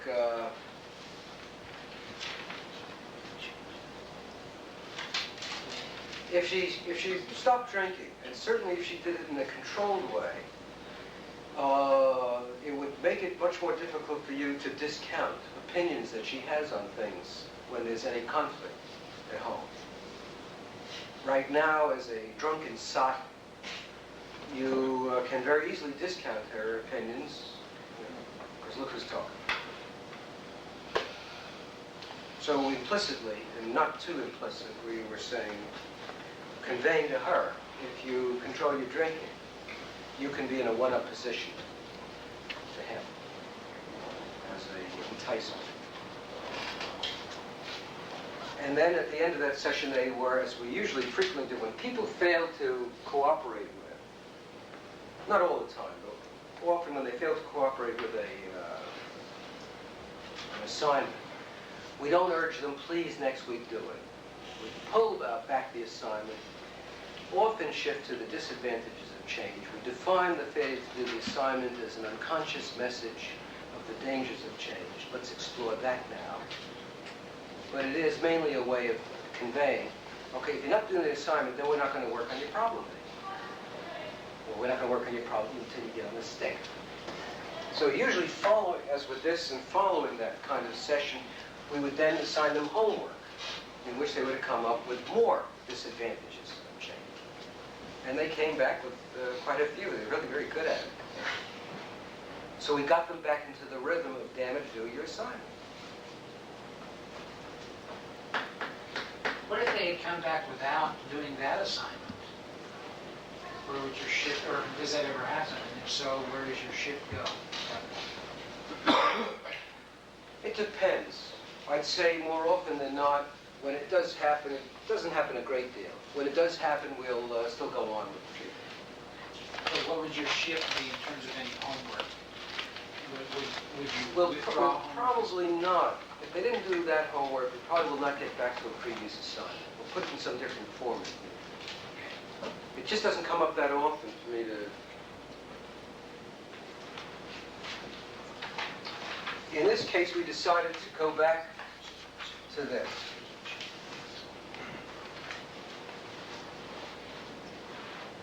That is, okay, you didn't do it the first time, but I'm suggesting that you now give it a real shot. And I am suggesting that in the face of considerable resistance from my colleagues, all who think that I am a naive and idiotic optimist, that you are prepared, either or both of you, are prepared to make a change in this. And in all of the arguments they presented, I'm 95% in agreement with them, but that 5% disagreement compels me, foolish, to suggest that you go and give it your best shot to see if you can resolve the problem.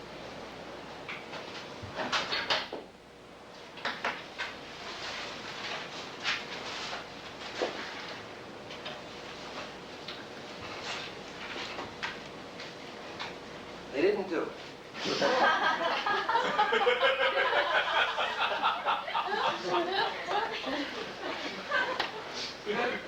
But through no fault of their own. You may recall that when she first came in, she said that drinking is having an effect on her health, her liver, and for the past 2 years, her periods have become very irregular, so much so that in the last 4 months, her periods stopped. And all of us grown people learned something new, that a woman's periods can stop for other than reasons of alcohol. You know? She was pregnant. But she had gone to her GYN, and he checked her out because her periods had been irregular and stopped, and said, by the way, you are 4 months pregnant. And she said, oh my God, but I've been working on my drinking thing. Good. Except it does require some enforced excessive drinking. This is no good on the fetus. So they called us and said, we were about to do it. Really? But this state of affairs came up, and so we said, well, let's check with your GYN about it. I think he's right, but we want to get it straight. And he said yes, because of the trimester she's in particular.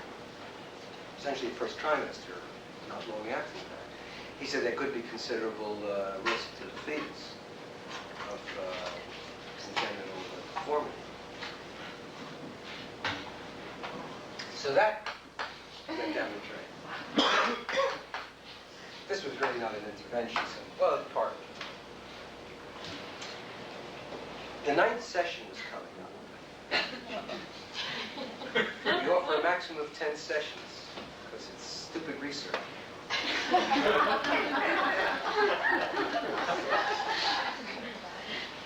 So we said, well,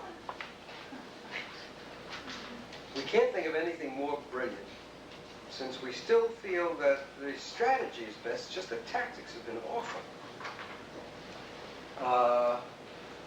To work on Rob, so why don't we just see him the next session, maybe probably the next 2 sessions.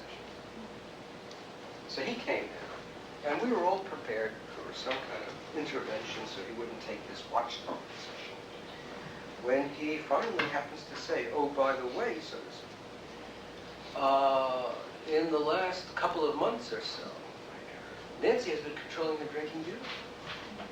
I mean, this is, and he didn't quite say it, but this is before you guys got into all of this junk. And he was indicating, he didn't make it very explicit, but that coming in and talking with you in the 2nd session about what I've been doing, it came clear to me that it just doesn't work. So I stopped that watchdog business back then.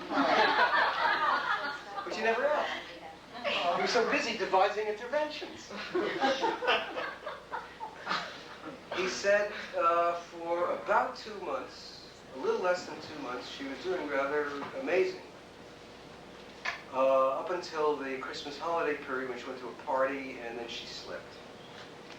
And she still was doing much better than before treatment, but not nowhere near as well as those prior 2 months.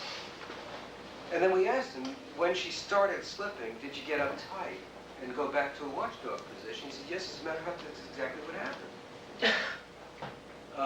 And I realize now that there's such a consistency that there's no doubt about it, I've got to stay out of that watchdog.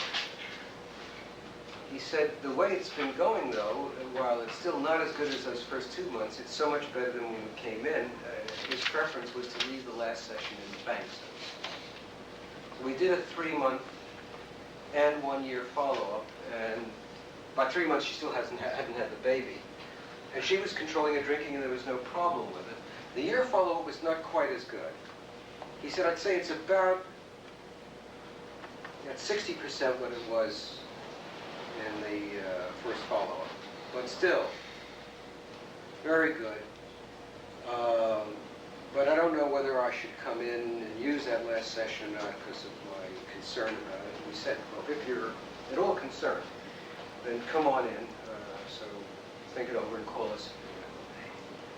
So he didn't call back, so we assumed. So that's about it. So as far as durability goes, we don't know. We're not sure.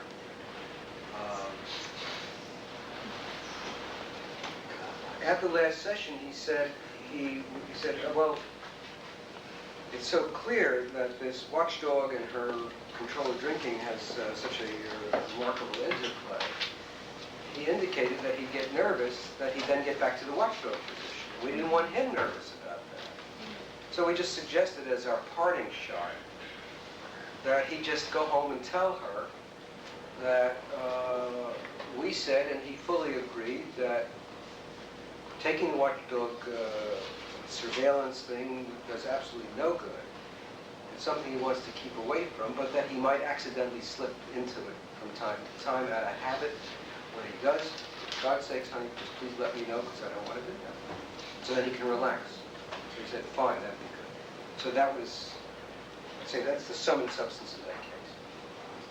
Okay. But this part here, when he filled this in, is what I meant earlier about my underestimating. Because I was certain, just talking with him, that's not going to do anything. He wouldn't get the message. we have about 35 minutes then for questions, discussions, that kind of thing. Can you elaborate on point 3 of your outline regarding the role of preoccupation in other substance abuse cases? Perhaps I'm interested in things such as cocaine, marijuana, drugs, those kinds of issues. Well, it's mainly that I don't see anything special about any of those things. They are not addictive, and I would probably define habituation as preoccupation. So that you can get hooked into anything if you develop a concern that you might get hooked into. Would you believe that? You can say that about heroin? Anything. Baby Ruth.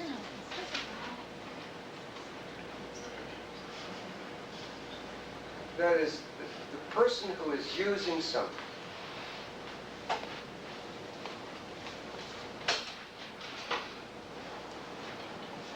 and wants to stop using it.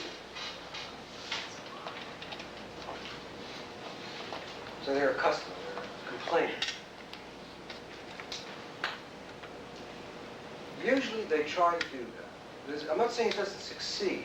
The best I can say is that in the clients we see who are not able to stop using what they would like to stop using, they usually have been resorting to a method, means, talking with oneself. But methods, means, and talking to oneself in a way that keep the presence and compellingness of that substance very much in mind, preoccupation. Do you acknowledge habituation without preoccupation?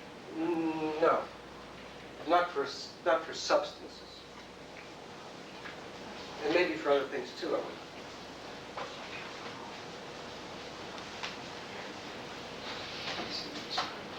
In other cases, Habituation also is a very imprecise term. It's one of those explanatory devices.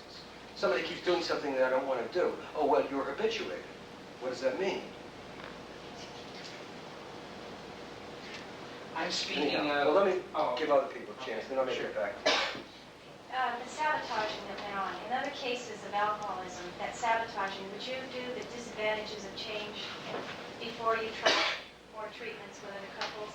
Because this seemed frustrating. Frustrating, circular,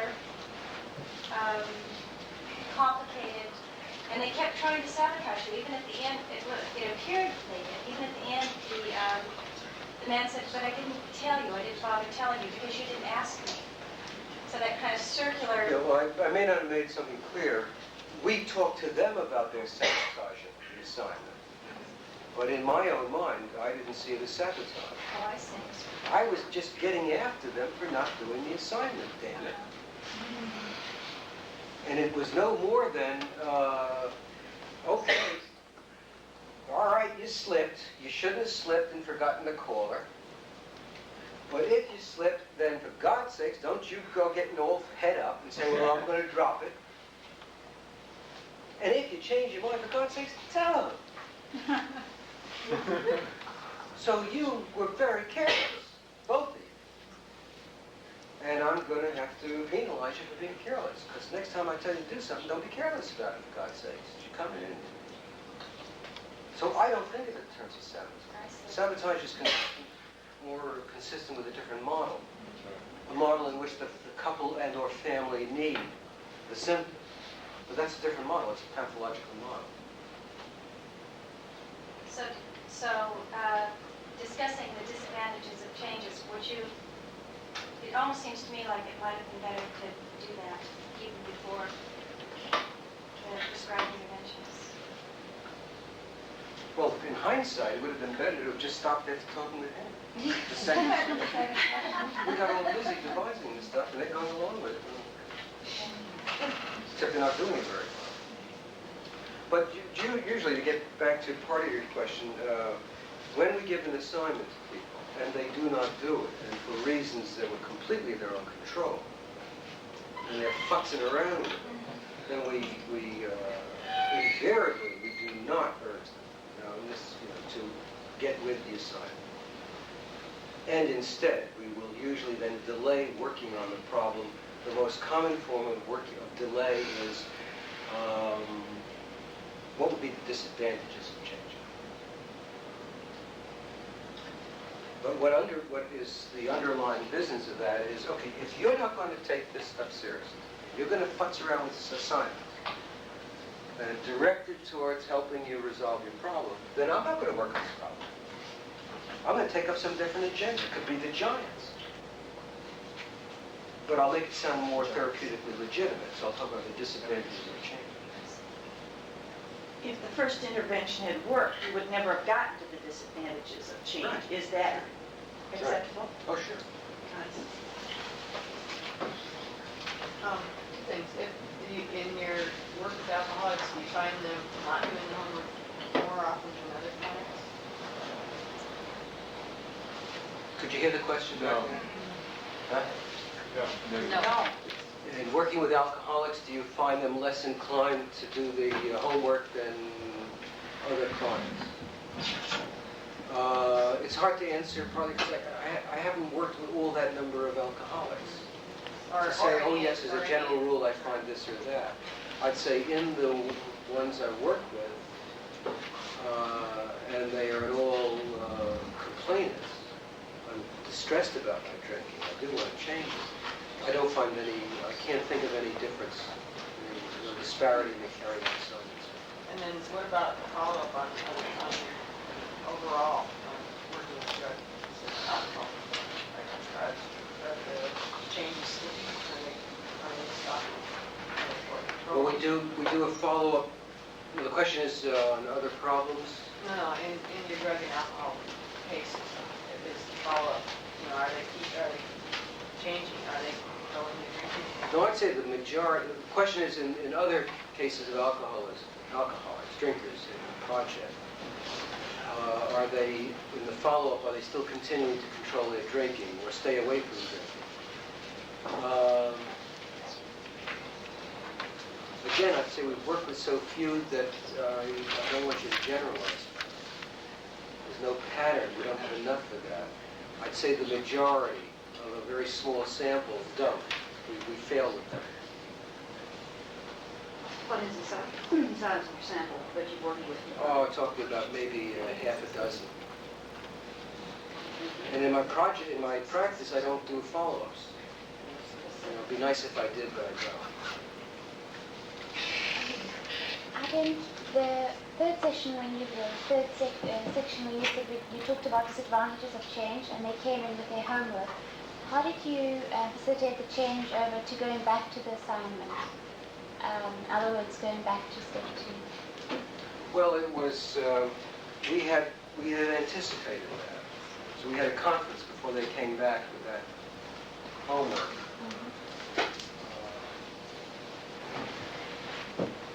So they presented a number of ideas that they had come up with. And so we were prepared. I was to say, I'm rather impressed by the work they did on this, the thinking.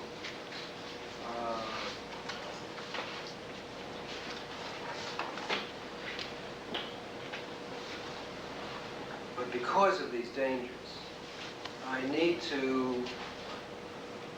feel the need to consult with my colleagues before we go ahead with that.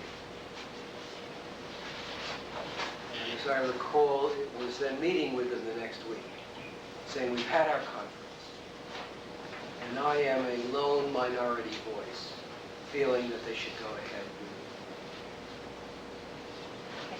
some program to resolve the problem. So that's how we did it. I'm still a little confused on the notion of preoccupation. I can understand how their attempts, their solutions continue that preoccupation, but I don't really understand how your interventions don't do that. still focusing on the drinking, and what is the difference?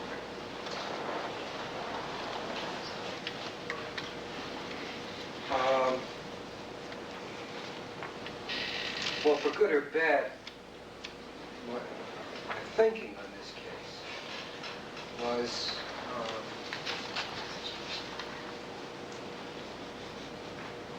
that the husband's contributions of the attempted solution played the most strategic part in keeping Nancy's mind on the business of drinking.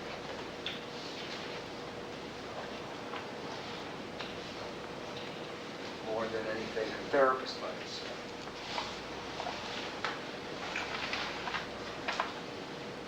And mainly, wrongly or rightly, mainly that he does this mostly through his watchful surveillance.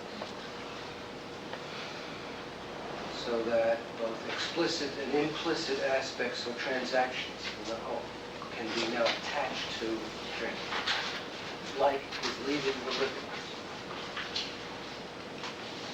And that was defined as a way of making drinking her problem. So was your thinking that her interventions would lessen her preoccupation with it? Right. Yeah, he was essentially, he was unwittingly and on an implicit level, keeping reminding her of it. Even though you at one point asked him to do that? No, we asked him to drink. We asked her to tell her to drink. Let me give another example, it's a similar intervention, but it may make it clearer. Somebody says, I've been trying to control my drinking, stop my drinking.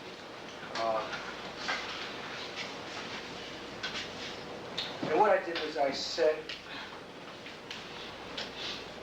a guideline for myself that I was not going to take any drinks before 5 o'clock in the afternoon. So I get drunk at work, on the job, and that kind of thing. So at the very least, I'm going to not drink till 5. Okay. That means anytime they look at the clock, they're going to be likely to think about drinking. And how much closer is it to when I can get the drink? So they're preoccupied. Also, when you struggle with temptation, you're preoccupied. You've got to lose when you struggle, when you deliberate. So in a case like that, we'll interdict that I must not drink, which is the main thrust of most attempted solutions, to you must. In that case, we would tell that man, we want you to have a drink every hour on the hour, whether you want it or not.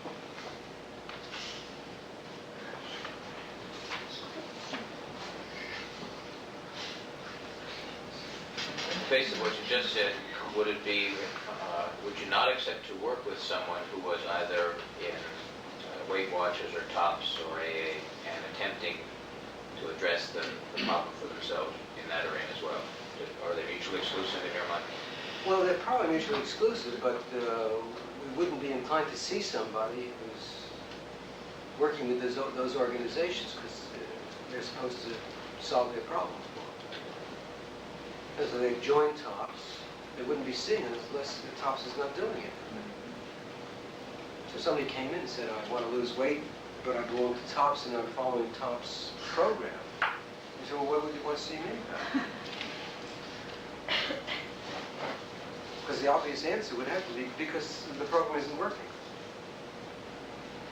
Well, then why are you continuing with the program? It just blew my mind. But it's just never come up, and I think just for that reason. So, I mean, it could. I guess you could get somebody saying, you know, a member of AA, and I want to fund it. It's curious, because people in those organizations are strongly encouraged to do anything else that might be useful for them. Okay, but of course, seeing somebody to teach them controlled drinking is not by definition not useful. That's insanity. I mean, we were talking about something reasonably useful. I mean, an AA member would have to say that.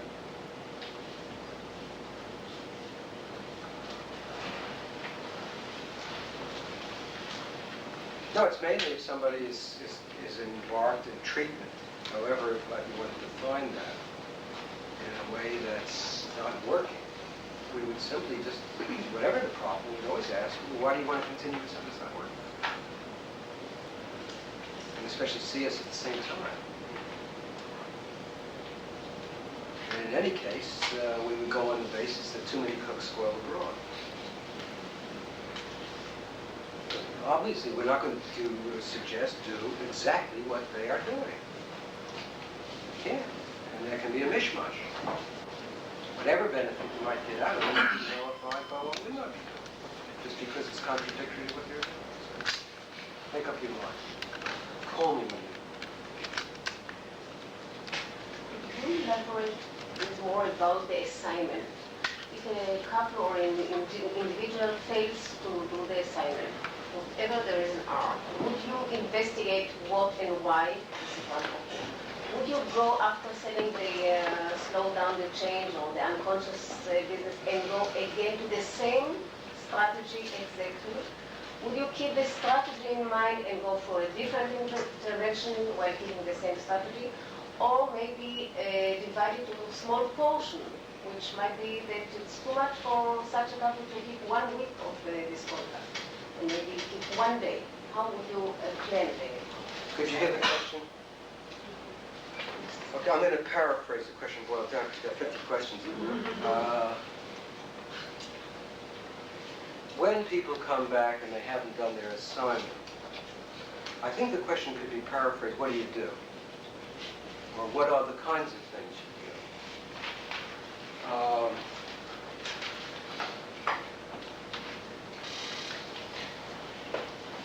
you do? We do not ask, why didn't you do it? We instead will ask, how did you go about not doing it? That is, when I had suggested such and such or assigned such and such last time, you seemed to be in agreement that it was something that you could and were interested in doing. So I'm just curious as to what happened that you did. This is the 4 odd years. What happened that you did? And if they say anything to the effect that it was because of anything that was within their control and expected, that it is in our minds not a legitimate reason for not having done that, then the usual thing we do is we do not scold in any form. Instead, we are apparently very accepting of their excuses and reasons for not doing it. However, we then make it painful. Painful. I can understand why, with your Aunt Tilly having visited you for a half a day, it would have upset your routines for the whole week so that you would find it inconvenient to do the assignment on the other day.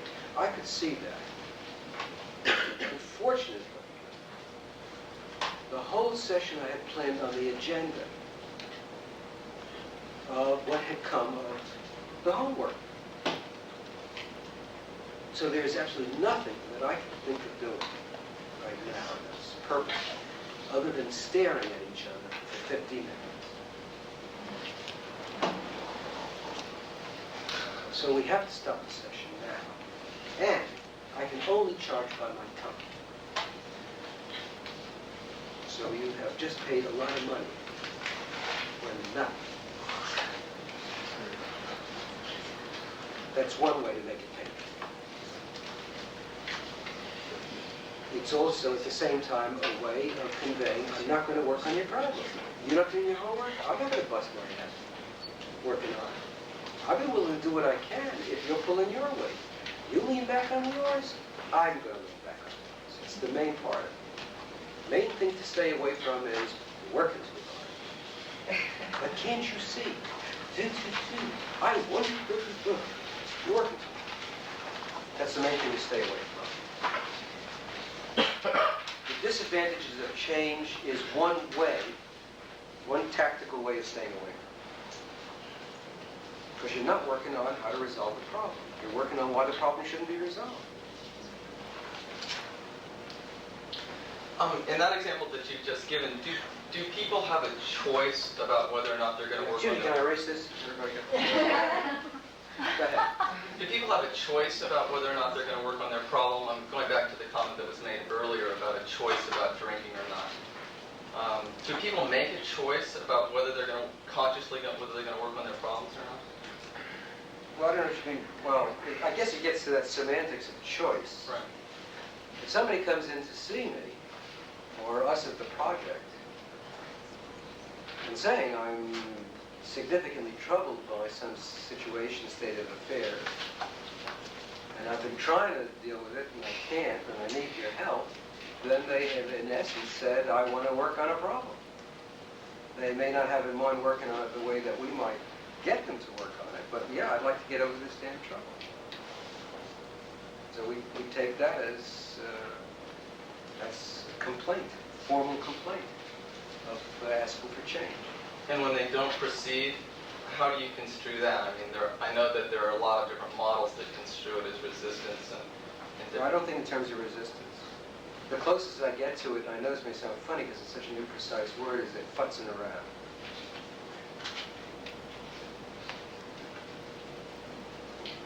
Because there are a number of people who I think are bona fide complainants. They really would like to get over the problem. They're really very discomforted by it. But sometimes things can be kind of onerous to do about it.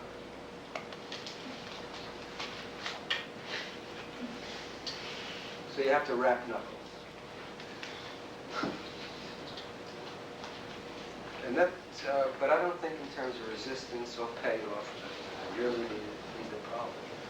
It's just that, okay, I can understand while they hate the problem, they also hate going out of their way and doing something that's inconvenient or very different. And they're likely to futz around, but they've got to learn, look, you want to get over it, don't futz around. If you're going to futz around, I'm going to let you swim in your problem for a while.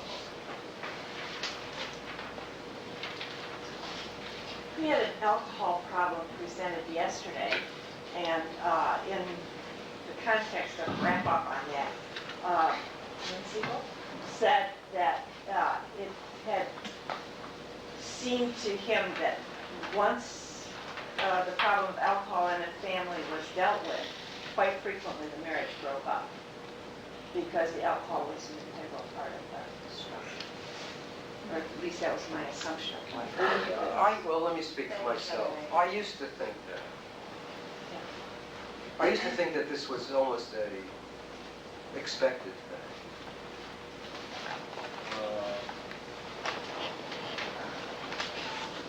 But I really don't know how much that occurs. We haven't treated all that number of alcoholics successfully to say, oh no, it doesn't occur. I really don't know. I'd say that at least my comment to that effect, that the family breaks up when the alcoholic is controlled, was based on a theoretical presumption, not on any statistical fact. So I'm much more skeptical about it. And just logically model, I don't see any reason why that should be the case.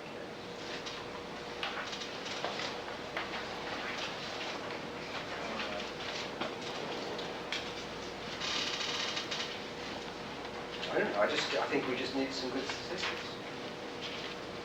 Also, the other difficulty is that when you look at the statistics, how you look at the cure.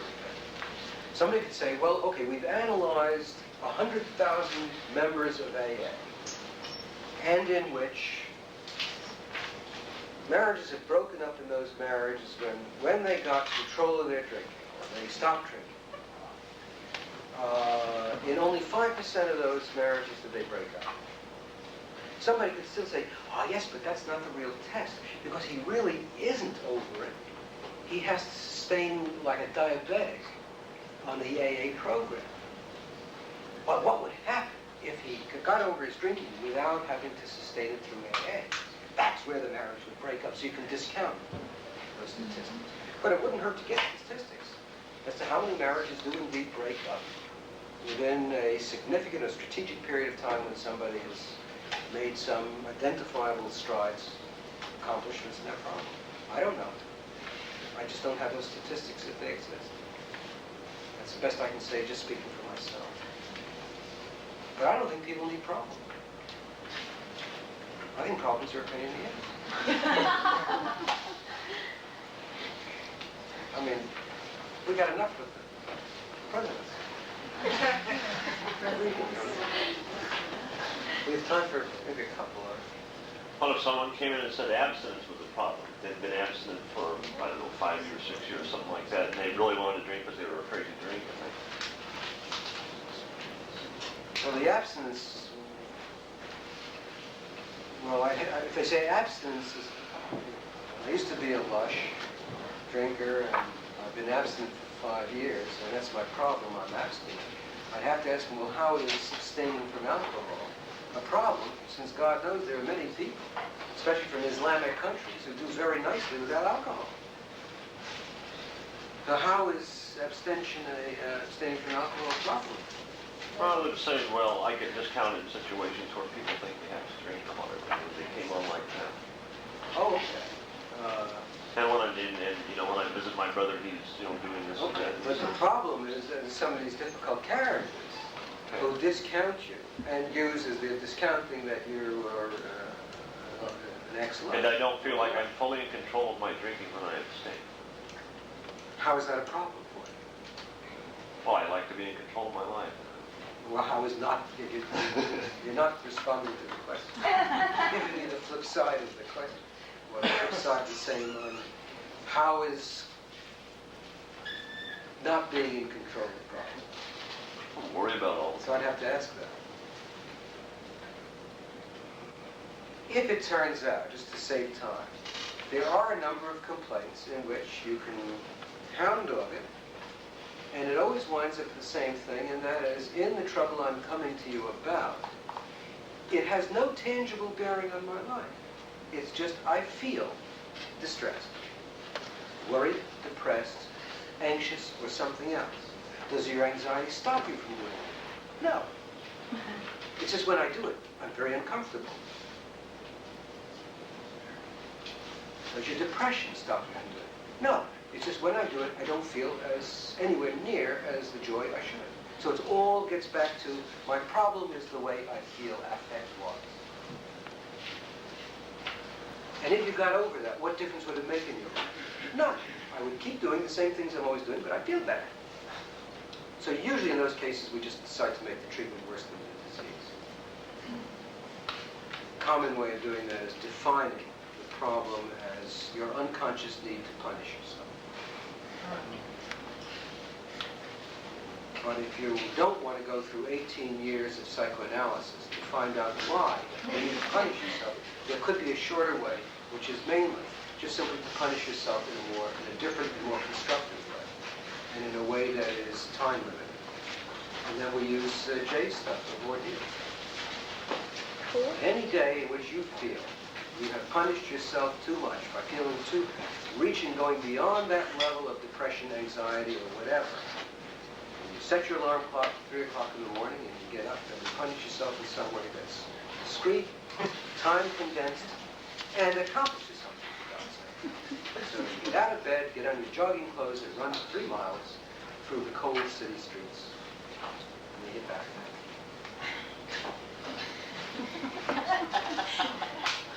Let me see if anybody hasn't had a chance to ask a question.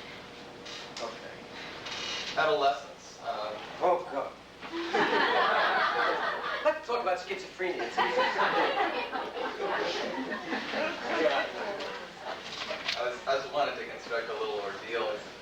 I was wondering, are there some ethical issues and some treatment concerns that you care to share in terms of working with adolescents with substance abuse difficulties? Well, since you phrased it, do I care to share? Yes, there are ethical issues, would you? Wrench my heart. Yes, there are ethical issues.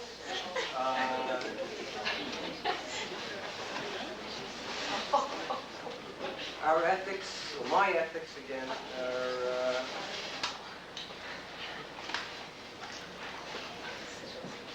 I see my role, ethical role, as doing what I can in the best judgment I have about problems to help resolve people's problems as expeditiously as possible.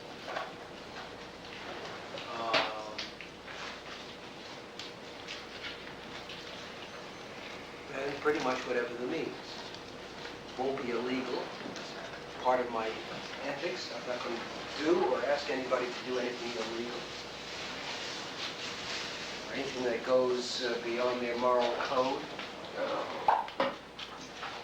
But mainly, my ethics would involve that I would, as Jay put it at the conference, see as part of my ethical responsibility of resolving things, influencing people beyond their awareness. So the prescription of the symptoms says smoking a certain amount of dope a day would not be an option that you would use with No, them? because I'm asking to do something illegal. Could you give me an idea of how you might handle something, just real quick? I don't think so. I never do that. What I've done, or actually, John Weekland and I devised an intervention in heroin addiction. But we didn't apply it directly. We had a friend of ours who dealt a lot with heroin addicts in the city and then later down in Monterey. A guy named John Frickman. We had John try it out because he was dealing with the junkies.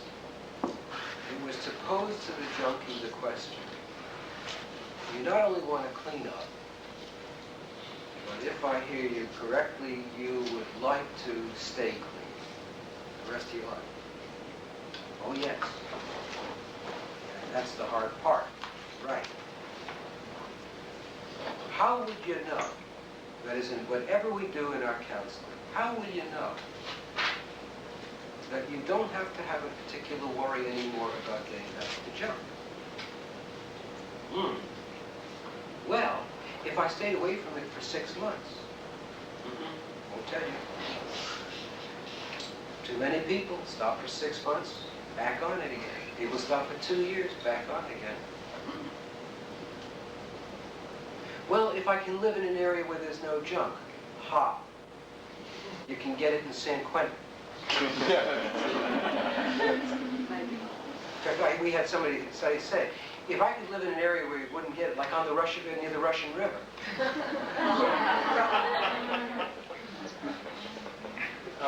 No. So he gets the junkie to scratch his head, how would I know that I would not be using it? Then the therapist says, well, it's a very difficult question. Let me ask you a question. And then in his question, he draws from the data he's gotten from the junkie about how he's gotten back on junk before, whether it's quitting for 2 days or a week or 6 months. And the therapist then role plays and gets very descriptive. Let me ask you something. Supposing you were clean. Imagine you're clean. You've been clean for some time. And you've just gotten some dreadful news. You're fired, or a good buddy has OD'd on junk, or something like that. Yeah. And it's nighttime.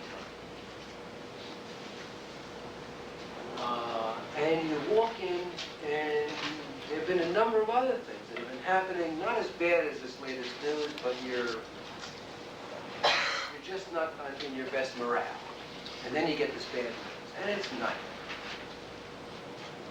And you walk over to your old lady's bed.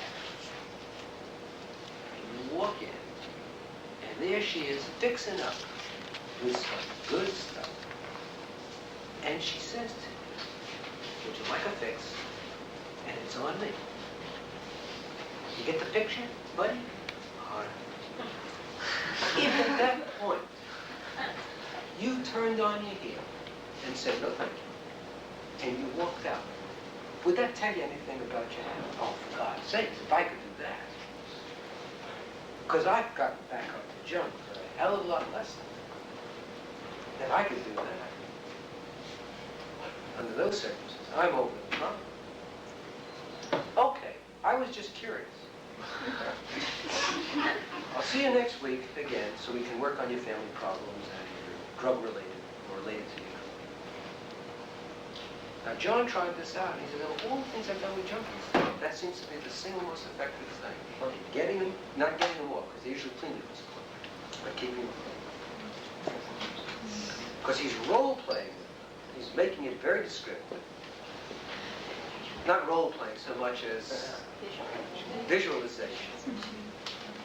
So that should he, the junkie, encounter that state of affairs, which is what he's likely to, it doesn't have to be his old lady, it could be a buddy saying, how would you like a fix? It's the business of, I've been here before. Yeah. If I say no thank you, I turn on my heel, I've got that monkey off my back. Right. No deliberation. It's no thank you. Out the door. And that's part of what I speculate about on this business of preoccupation. You don't want to fight with temptation. You always have to lose. So in habit control, whatever you want to call it, substance abuse, I'm always looking for what I call machinery to not fight with temptation. There's a ritual of no temptation. Either because it's just a ritual, and or because it's no contest. Because if I smoke that cigarette, I've got to get up at 3 o'clock in the morning and chain smoke. No way. But am I going to do that? So no way. But don't think ahead of, oh God, I shouldn't smoke, I'm going to crack. And that goes with anything. Baby Ruth and heroin. Anyhow, we're running a little bit over time, so I've got to stop. Thank you all.